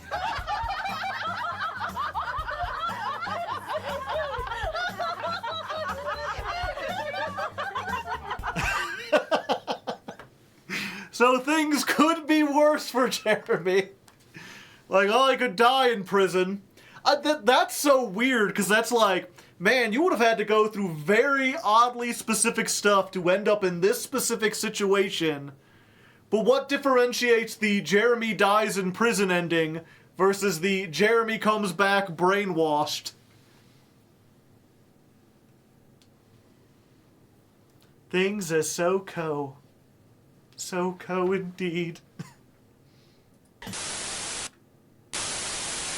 But our top story tonight, an historic election win for Advance today as they are re-elected in a landslide victory. Prime Minister Katie Brightman looked triumphant as she thanked a record number of voters for returning her to office for a third term. Approval ratings are through the roof for the politician, who initially ran on a ticket of universal basic income and free education, and who was responsible for the peaceful transition of power back to the now independent former territories. During the campaign, she's promised to instigate a 4-day working week and to make the climate emergency a #1 priority. Speaking today, Ms. Brightman called the result a triumph for democracy and for us all. Later tonight, our political editor Robin Short will be interviewing Portia Hamilton-Mann about the donor scandal that rocked the party. Interesting. So that seems like, well, I was going to say, that seems like perhaps the best ending, but the fact that the territories are still under control means, I guess the nuke still happened, but then Disrupt managed to take back things from Advance. So the one girl got out of power early. No mention of fertility, so I guess the fertility thing was something that, like, they did afterwards. It's weird, they say it's blamed on the nukes. Uber's in chat saying apparently they put infertility stuff in the water. So I guess you prevent that if you help Advance Disrupt take back over from Advance. But then you don't let Disrupt go hog wild. You pull back from them and let Advance take over democratically instead of just keeping the crazy lady in charge. So probably the best in terms of like, oh, the future's looking good, but you know, the territories are getting their autonomy back. Advance is winning, and they have a bunch of really cool policies coming out. I'm just wondering, like, but how many people, did even more people have to die in the process of that? Also, it's weird to see this entirely different set. Did they record, like...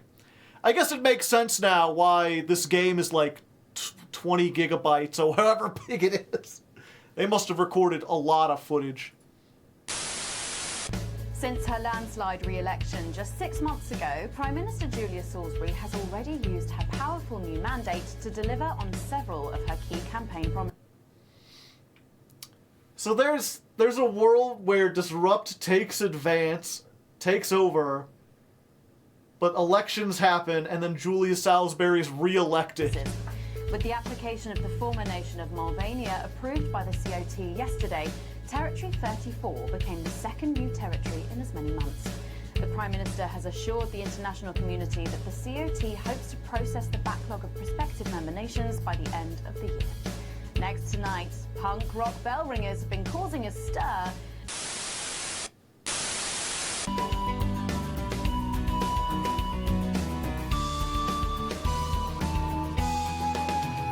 The nukes always happen. Good evening, and welcome to the Julia Salisbury Hour with me, Julia Salisbury. First, as always, let me remind you that it is our duty to build the biggest team that we can. The bigger the family, the bigger the team. I know many of us are concerned by the shrinking population of the territories, and I won't lie to you, the worst is yet to come. A crisis unlike any we've faced is almost upon us. Unless we all come together as a community to rebuild. That's why today I am announcing the Advance Baby Bonus. The team will actually pay you to have children. That's right. For every child born to your family, we will give you cold, hard cash. Loads of it. So please, try again. For all of us. Keep fucking. But now, in Culture Corner with Megan Wolf, a band who embody family values. It's the Conceivers with their #1 hit, All Night Long. Grip. That's gonna be my band, the Conceivers. By election fever as experts predict record turnouts when the polls open for the first time in nearly 8 years tomorrow. But although the race is nearly over, it's far from decided, as opinion polls suggest that no party will claim that all-important overall majority. While the almost inevitable coalition will no doubt be a disappointment to some, could it be some much-needed moderation after years of division? I'll be asking political analyst Lisa Andrews for her insights before Robin comes to us live from a polling station in the capital. That's all coming up on tonight's National Nightly News. Centrist nonsense.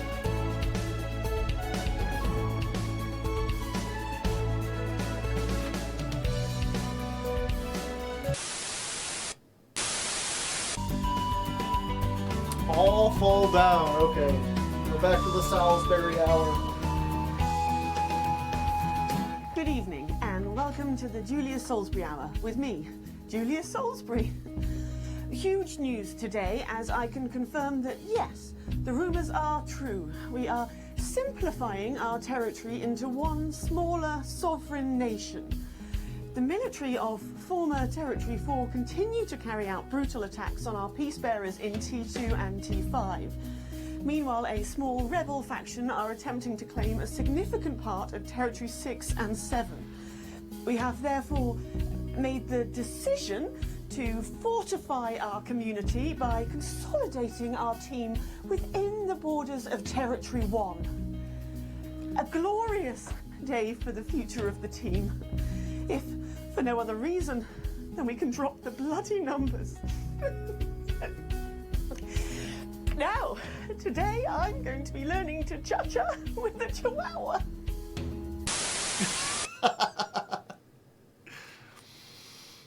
All right, let's look at this not for broadcast wiki.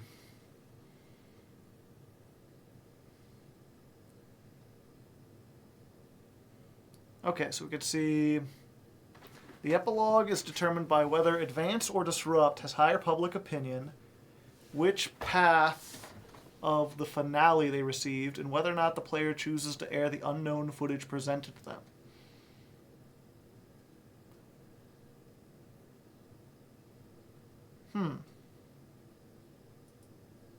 So the finale can play out several different ways. Wow. Disrupt can still be doing stuff.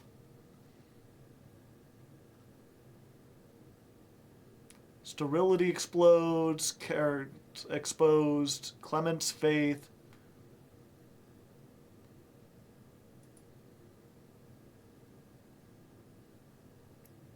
Huh. The four paths are defined by the status of Alan James and Jeremy Donaldson. So there was a chance that both are dead. Only Jeremy is alive. Only Alan is alive. Both are alive. Huh. I wonder how Jeremy dies.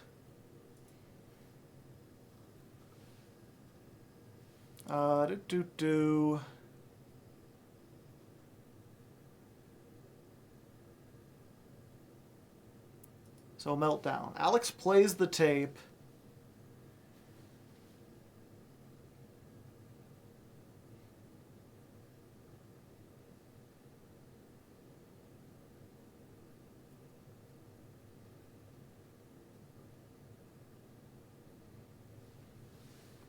He concludes by saying he planned to clit.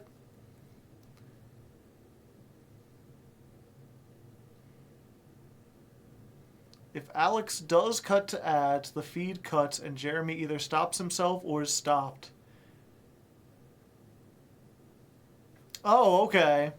So if I stay on... So whether or not he dies depends on whether or not I stay on the footage or cut to commercial. If I cut to commercial, it doesn't happen.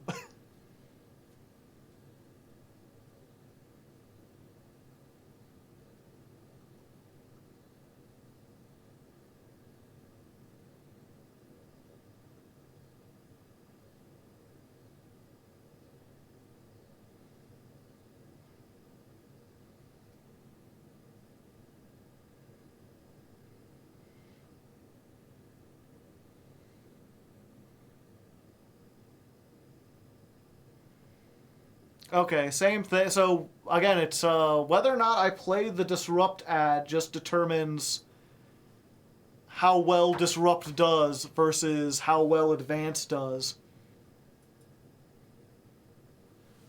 And then, oh, I guess I should have that as the background. And just whether or not he's alive has to do with whether or not I cut. Interesting. I guess I should. So what did I do to make... So I caused Alan James to die, I guess. Somehow.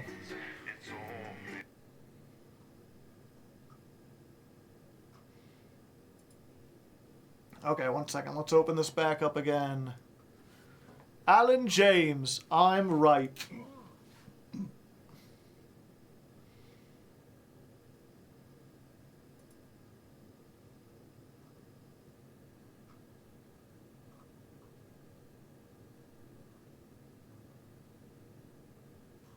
Huh, they don't have nearly as much here.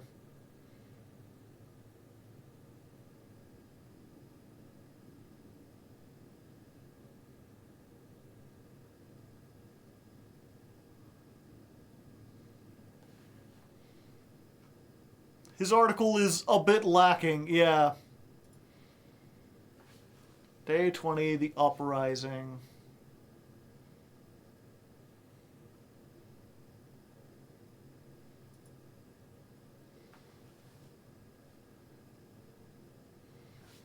Volux follows enough of his instructions, disrupts forces, will progress to the top of the building and destroy it, taking the program off air.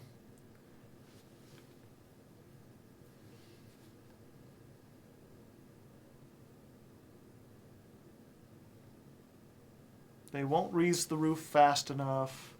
They'll fail to destroy Alan and his troops. Okay. So in that case, it really was just whether or not I played his footage.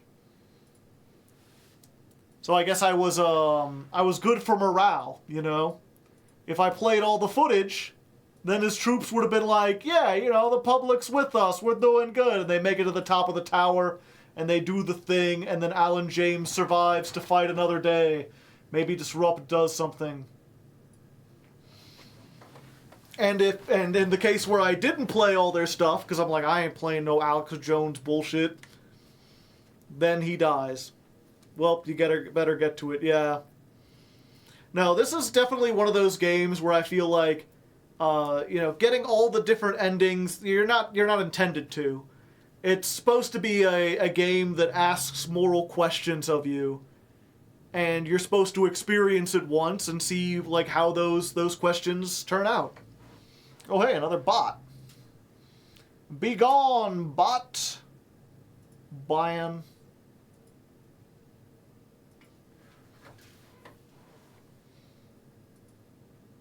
Let's go ahead. We'll turn.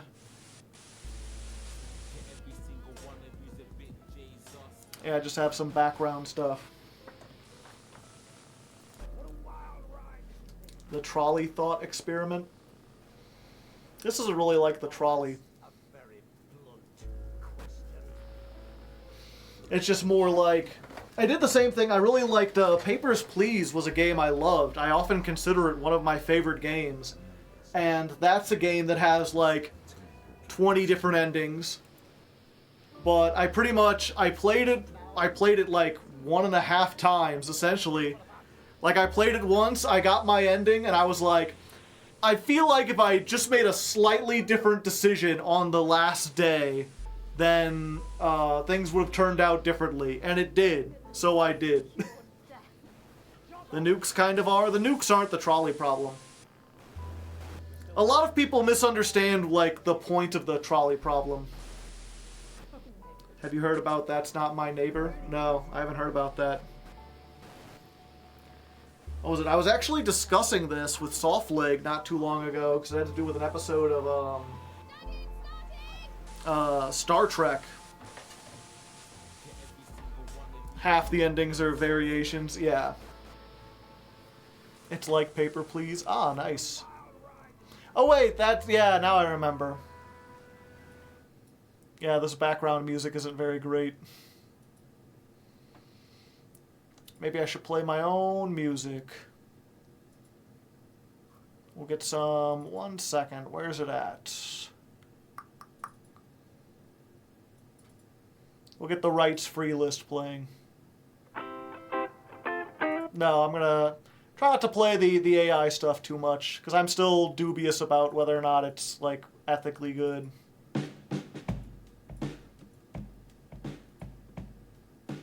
Okay, how's that? You can hear that without it being too overwhelming, chat?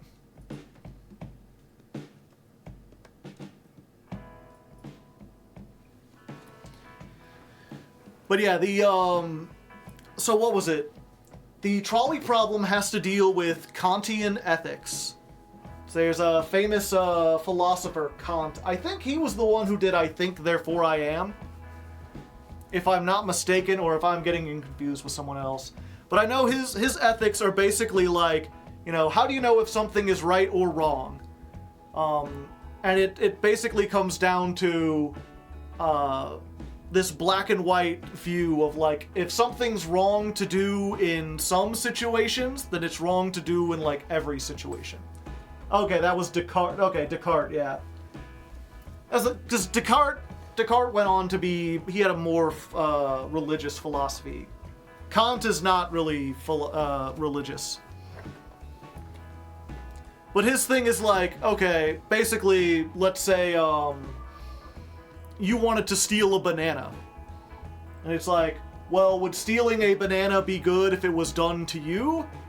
Would it be good if, like, you didn't need the banana?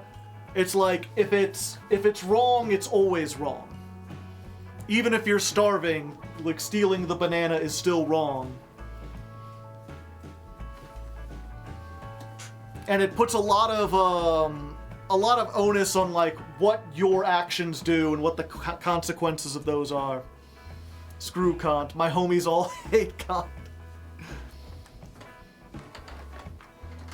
And so I think the trolley problem, even though that's famous, I always feel like people don't really understand exactly how it's supposed to work or what it's supposed to mean.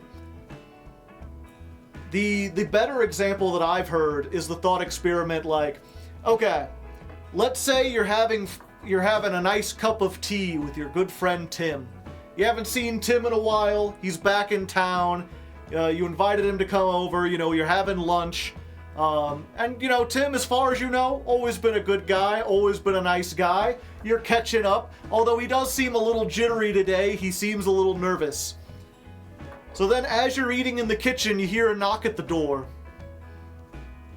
It's about universal maxims. Yeah, I'm not as great as explaining it, but this thought experiment I think does a good job. So yeah, you hear a knock at the door. You go and you open the door, and there's a guy standing there with sunglasses and a big rifle in his hand, and he looks at you and says, "Where's Tim? I heard he's here." Now, you could lie and tell him, "Tim? I don't know Tim. Tim's not here. I don't know who you're even talking about." But obviously, this person means to hurt Tim. So if you lie and tell the truth and be like, "Yeah, I know where Tim is. He's right back here," that person will go and kill Tim, most likely. And then you'll be... Kant would say you're not responsible for that, though, because your actions were good. You told the truth. Telling the truth is a good thing. Even if Tim died, that's not because you did something. It's because that guy with the gun did something. They'll kill him in your house, too. Yeah.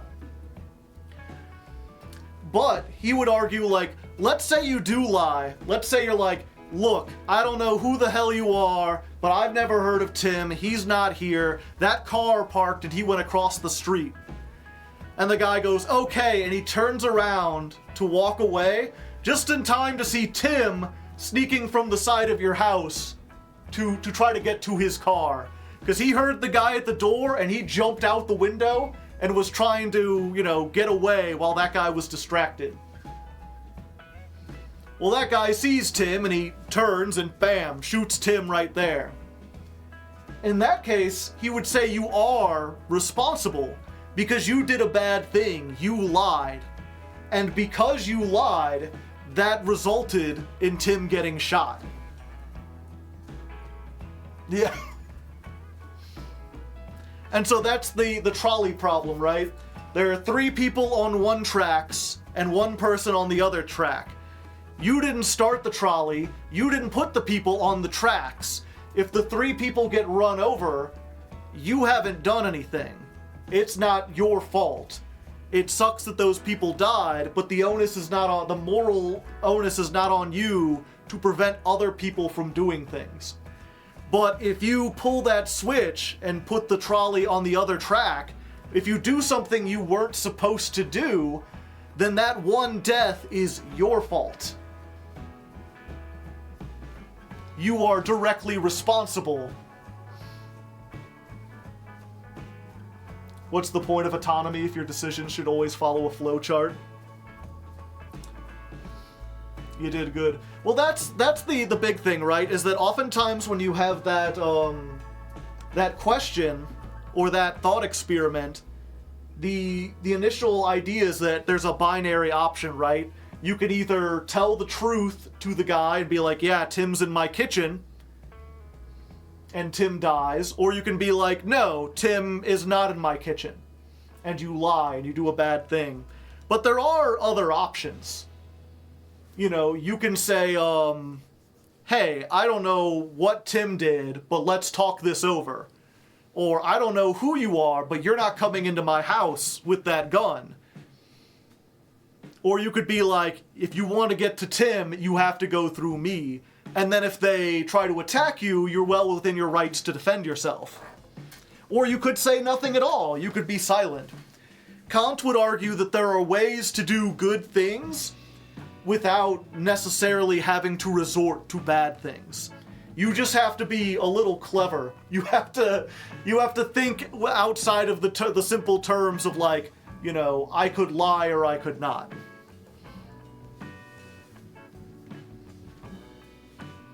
Which of course brings up the big problem with a whole lot of like ethical conundrums, right? Because they'll be like, oh, if you're on the trolley, you don't have the ability to like run off, jump in front, and remove everyone from the train tracks. You can't warn the person that you're coming to, that you're gonna run over, like, you know, all you can do is pull that lever or not. Which is a very constructed situation that you're never gonna find yourself in. Almost certainly. It's a very unrealistic situation. So on a practical level, it's just like, well, yeah, how often are you gonna find yourself in a situation where, like, all I can do is kill this innocent person or watch innocent people die? Very rare. I completely forgot. Oh yeah, that's... So, when you think about the like, in the case of this game, the nuking 14 million people to get rid of homelessness, it's like, that's not much of a trolley problem. That's like a different ethical thing. That's just more of like a tough decision.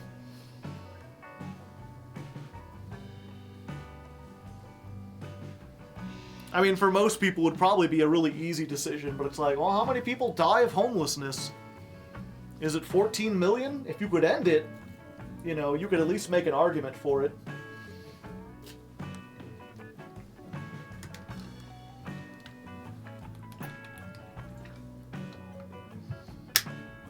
It's not about how realistic the scenario is, it's about what your moral compass would dictate.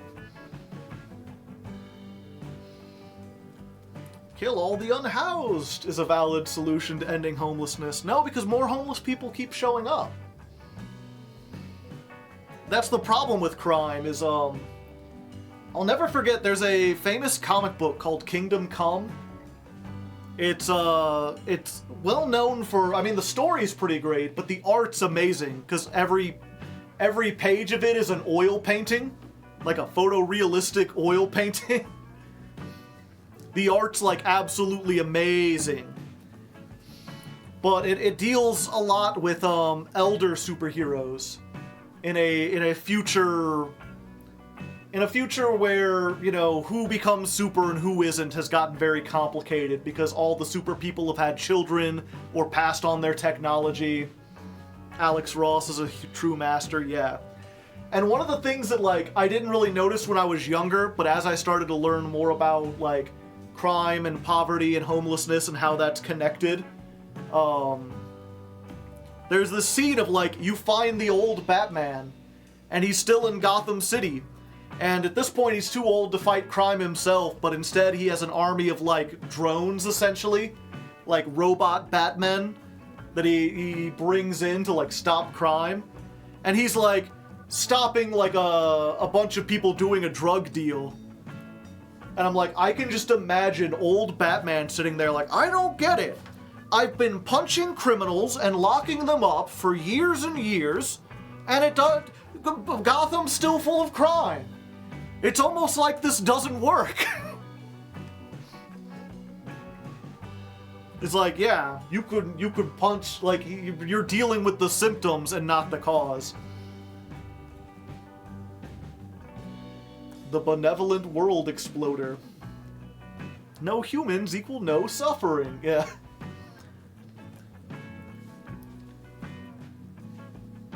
There's a funny web thing for this. And yeah, that's anytime I hear someone like, oh, you know, we could end homelessness by killing all the people, and then it's like 50 years later, it's like, what the hell? There's more homeless people. I thought we got rid of all them.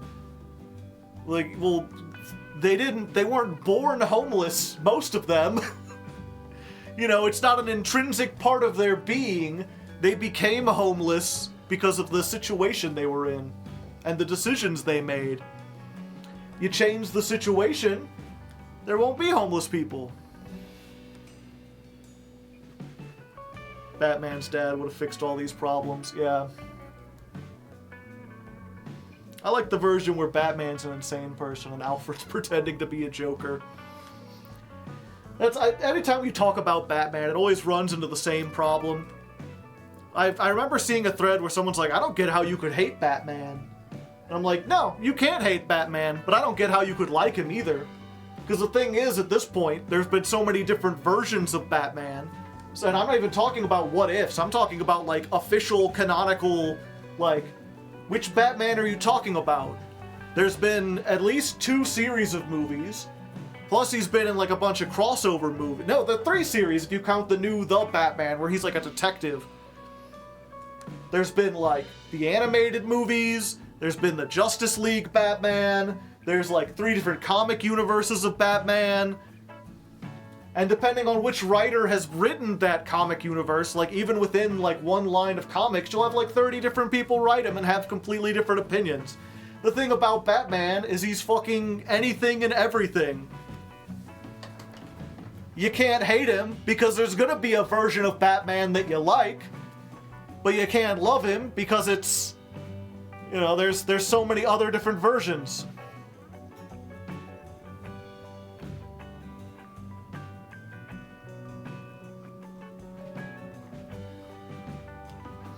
Sunday morning breakfast cereal.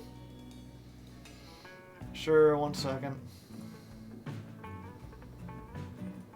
So many ads. Not so fast, criminal. Wait, it's more complex than you realize. I'm mugging to feed my family. Why can't you feed your family? Bastards at the plant don't pay us enough.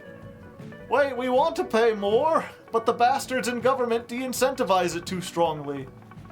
Wait, I want to come up with a better economic system, but statisticians don't understand chaos very well. I'd love to understand chaos, but the world is full of hidden variables. So who do I punch? Reality is complex. If you want anything, like an answer, you need to learn physics, math, philosophy, history. Punch. Oh, okay. Like, this is complicated. Batman Beyond. Multiverse is a bitch, yeah. Especially now. Everything's embraced multiverses. And yeah, I'm not sure if that's just saying, like, the problem is too complicated to solve, or if he's just making the point that, like, what's the phrase I always like? When it comes to doing good, you just gotta do what you can, where you can, when you can. You know, for as long as you can. You know the limits of your own abilities. At least you have a pretty good idea of it. And I like to believe that if you want to do good, you know, then you're not going to just be lazy and not do something if you don't have the ability to. If you have the ability to do good, then you should do that good. In which case, it's like, you know, if you see 2 people fighting and you think you can break it up, then break up the fighting.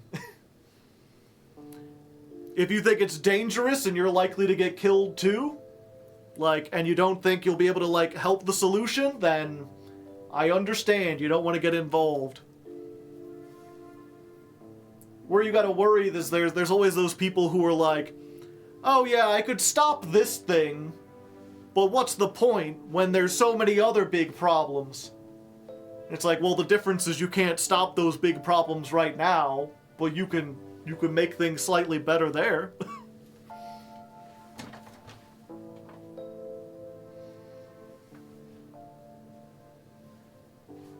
You had the potential to save money in Africa by donating money. Do I? I love the Nirvana fallacy. I don't know that one.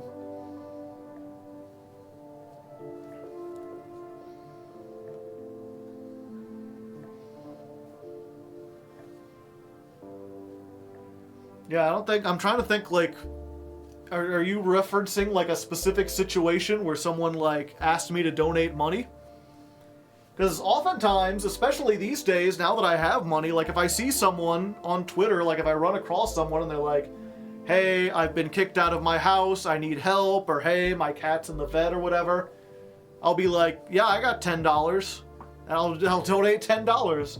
I don't have a lot, I can't keep giving away money, but now that I have money, I'll help.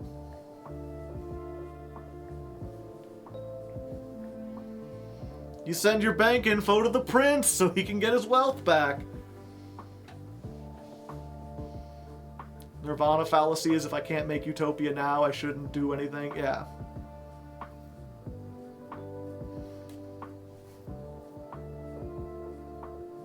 Hi, from a super handsome tiger. Oh, well, hello there.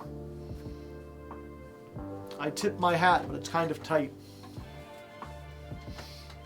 But yeah, we're about at our time anyway. We've gotten completely off topic.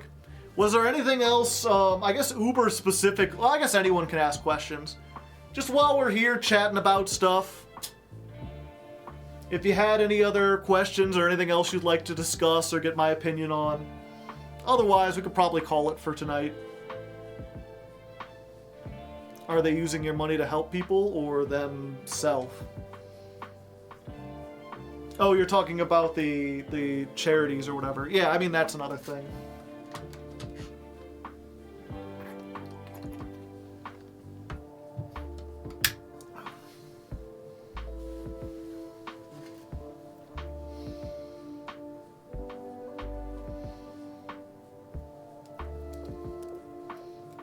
Any game you're interested in? What was it? I was interested in Dave the Diver, and then I saw someone play it, and I was like, oh, this doesn't look nearly as fun as everyone made it out to be. Working at a sushi restaurant and, like, having to worry about timers just gives me, like, flashbacks to working fast food.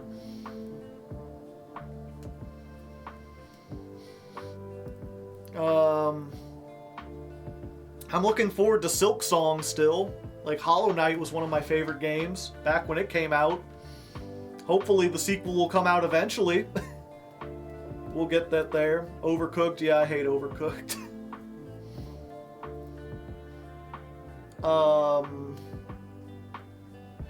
What was it? House of Da Vinci 2 or 3 is out? That's another The Room-like. I'll play that with Brandon at some point.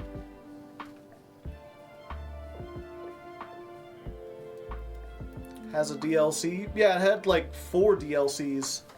They all came out free if you had the game already. I played 3 of them. There's the one where it's basically just like a challenge boss rush mode. And I'm like, yeah, I like the game, but I'm not like that good.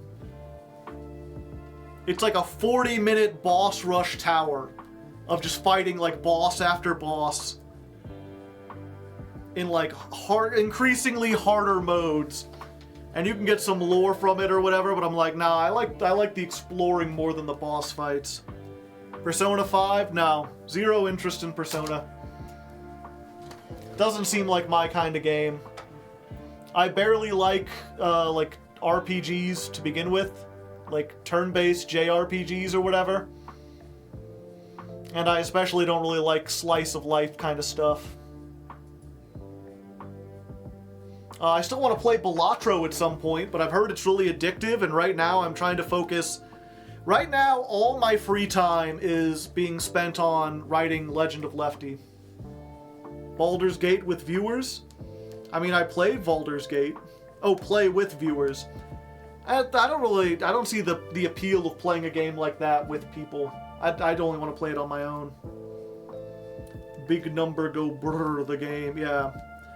I've also still got some Zachtronic games that I really want to play and beat. But again, those, I just know they're going to take too much time. I have to choose what I want to spend my time on, and I want to finish my book. So I'm just working on that. I've just kind of resolved myself to the fact that I'm not really a gamer.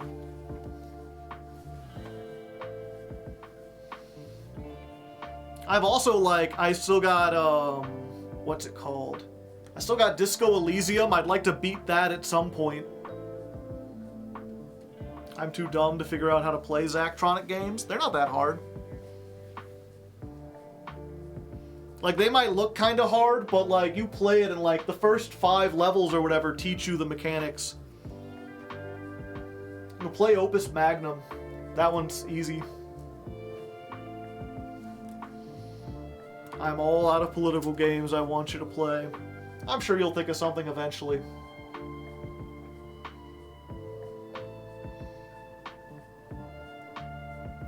I don't think you have to be smart to understand Disco Elysium. You just have to... The big thing about Disco Elysium is just that you have to pay attention. What type of games you're looking for? Like I said, I like CRPGs, stuff like I really liked Baldur's Gate 3 when I played through it. I tried to play that on stream and just couldn't get very many people interested in it. Really like Disco Elysium. The thing about Disco Elysium is the story is so involved, and like you have a notebook that keeps track of your quests, but it's really a game that expects you to like pay attention to what people are saying. You know, the characters in the story or whatever, like there's actual substance to it. And so the problem is like you have to be able to play it like every day or like once a week or whatever and keep track of everything. It's not something you can play once every like 3 months because you'll forget everything. I didn't know what a union was.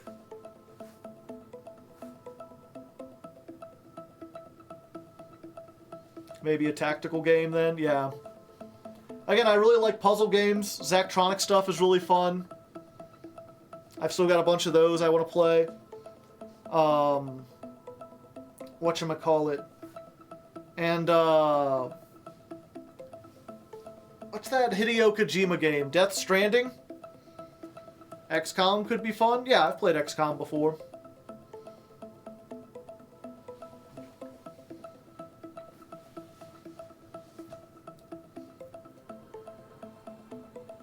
But yeah, XCOM, it's like a fun game or whatever, but it's one of those ones where like you get into the tactics or whatever, and then if you take a break for several months, it's like, I forget what it is. Yeah, Death Stranding, someone gifted me Death Stranding. I own it. I just haven't had time to play it because I know it's a game I'm going to sit down and like wander across the wasteland for a million years.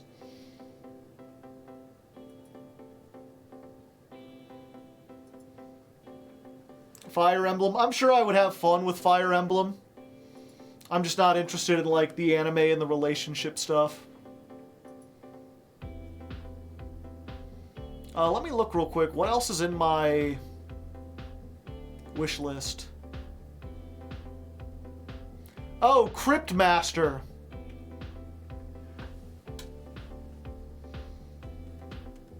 Have you all heard of Crypt Master?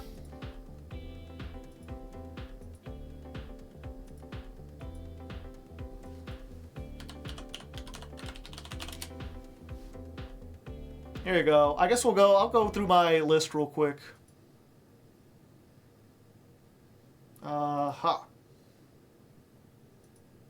Hello. I am the Crypt Master, and today you can finally begin your journey into my world. So it seems only right that I should introduce you to your companions. Of course, they've been dead for quite a few centuries, but they should still be up to the task, provided you can jog their memories. This is Joro, the warrior. When alive, his hobbies were eating, laughing, and shouting.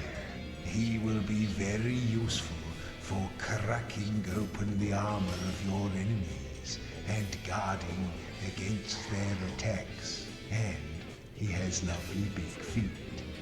Here is Deadly Sin, thief and assassin. She has a gift for laying traps and can be worked into a murderous rage. This is like Typing of the Dead? Yes! It's a typing-related game and a dungeon crawler with a unique art style and a funny, goofy crypt keeper guy. And apparently, like, you find different words of power that give you more attacks, and then you use the attacks by switching to the team member and typing out what you want them to do. And then there's, like, different mechanics like, this guy has a B shield, which means if you try to use an attack or a word that has the letter B in it, he will block it. So you have to, like, remember and go back to these other, like, know all your different attacks, because you can't use the same ones. And then, like, in between, like, when you get to the puzzle parts of the dungeon crawler, it's a lot of, like, 20 questions. It's a lot of, like, word puzzles, stuff that has to do with typing. So it's all very, like, very literary oriented. You basically jog your memory's parties by guessing words that pop into them and they get stronger. Yeah. And I just love the black and white art style. It's supposed to be really funny. Like, this seems neat to me. Also, what was the other one? I got Balatro. I got,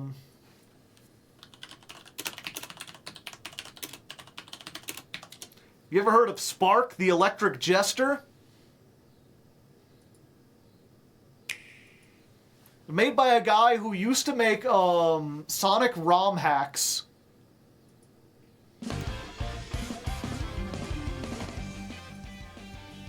And he was like, you know, they haven't made a good 3D Sonic game, so I'll make my own. And it's supposed to be incredibly fun. I like a good platformer.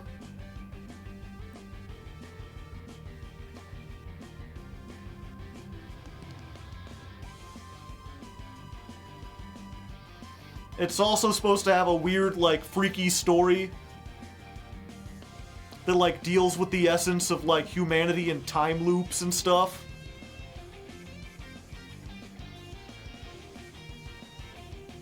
This looks great. Yeah, I've only seen a couple people talking about it, but it's supposed to be, like, you know, if you liked Sonic Adventure, this is, like, done it better than any game since then. Even better than that.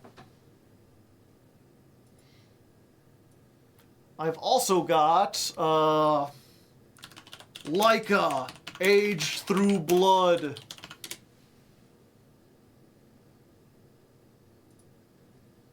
Rated M for mature.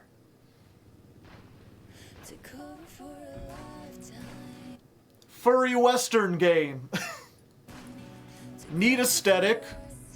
Very bloody. The gameplay. Motorcycle roguelike. With bullet time physics.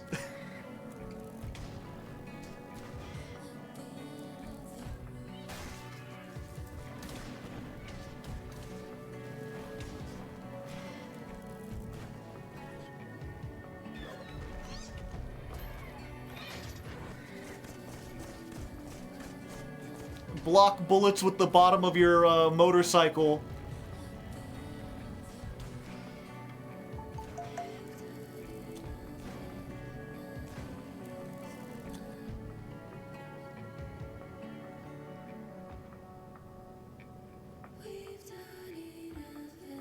I was going to say Battle Network. Never really played any of the Battle Network games. I've heard things about Slay the Princess. I've avoided looking at spoilers for that. I won't put that. That's supposed to be like a story-driven game where you make a bunch of decisions. And I think that's about it. We got Noita. That's just like a roguelike. Rogue Legacy 2, Spiritfarer. My girlfriend says that's really good. I've been dying to play Return of the Obra Dinn for like 4 years and just haven't had the time to sit down and do it.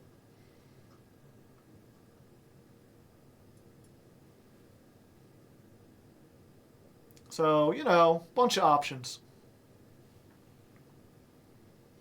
And those are just the ones on my wish list. I'm sure I have ones that, like...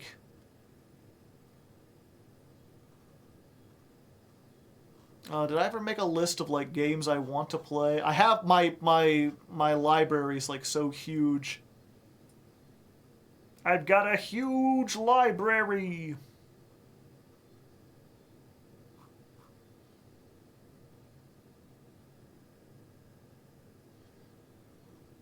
Yeah, stuff I've already bought at some point or got gifted and just haven't, like, actually played it yet.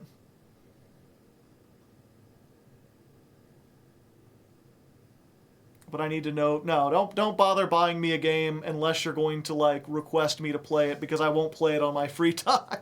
Because, again, I'm working on my, my novel at the moment. Do not play it through in multiple sittings, months apart, yeah. But I heard you can beat Obra Dinn in, like, a 4-hour setting. It's not very long or anything. Yeah, I appreciate the sentiment, Freddy. But like I said, right now I'm focused on getting work done. I can't distract myself with a game.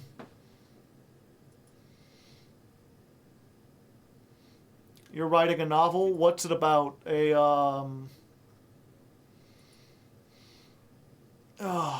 I can never remember the back of the bullet thing. Or the back of the book thing. Especially this late at night, I'm pretty hungry. But it's like a subversive fantasy novel. The idea is the Chosen One has come. He has fought back the evil darkness that threatened the world and brought by 1,000 years of peace and prosperity. And then a young child is born who's like exceptionally strong and has a whole bunch of like ambition and is basically, in any other generation, he would have been a great warrior or a hero, except he's born in a very peaceful and very boring time. He doesn't know what to do with himself. There were no roads left to conquer. So it's kind of about him sort of traveling the world and trying to find something to use his talents for. What does a hero do in a world that doesn't need saving anymore? It's 2 a.m. I'm heading off. Yeah, I'm going to go get some dinner. But thank you all for coming. I hope you enjoyed whatever time we had. I don't know who to raid at this point. So, you know what? You can figure it out yourself. I won't raid people from this kind of stream. I don't even know where to go. So all of you have a nice night. Thank you for coming. We'll be back on Tuesday to play more Yu-Gi-Oh! So if you like that, you can look forward to that. Otherwise, thanks again to Uber Super Sloth for suggesting this. And until next time, good luck and have fun.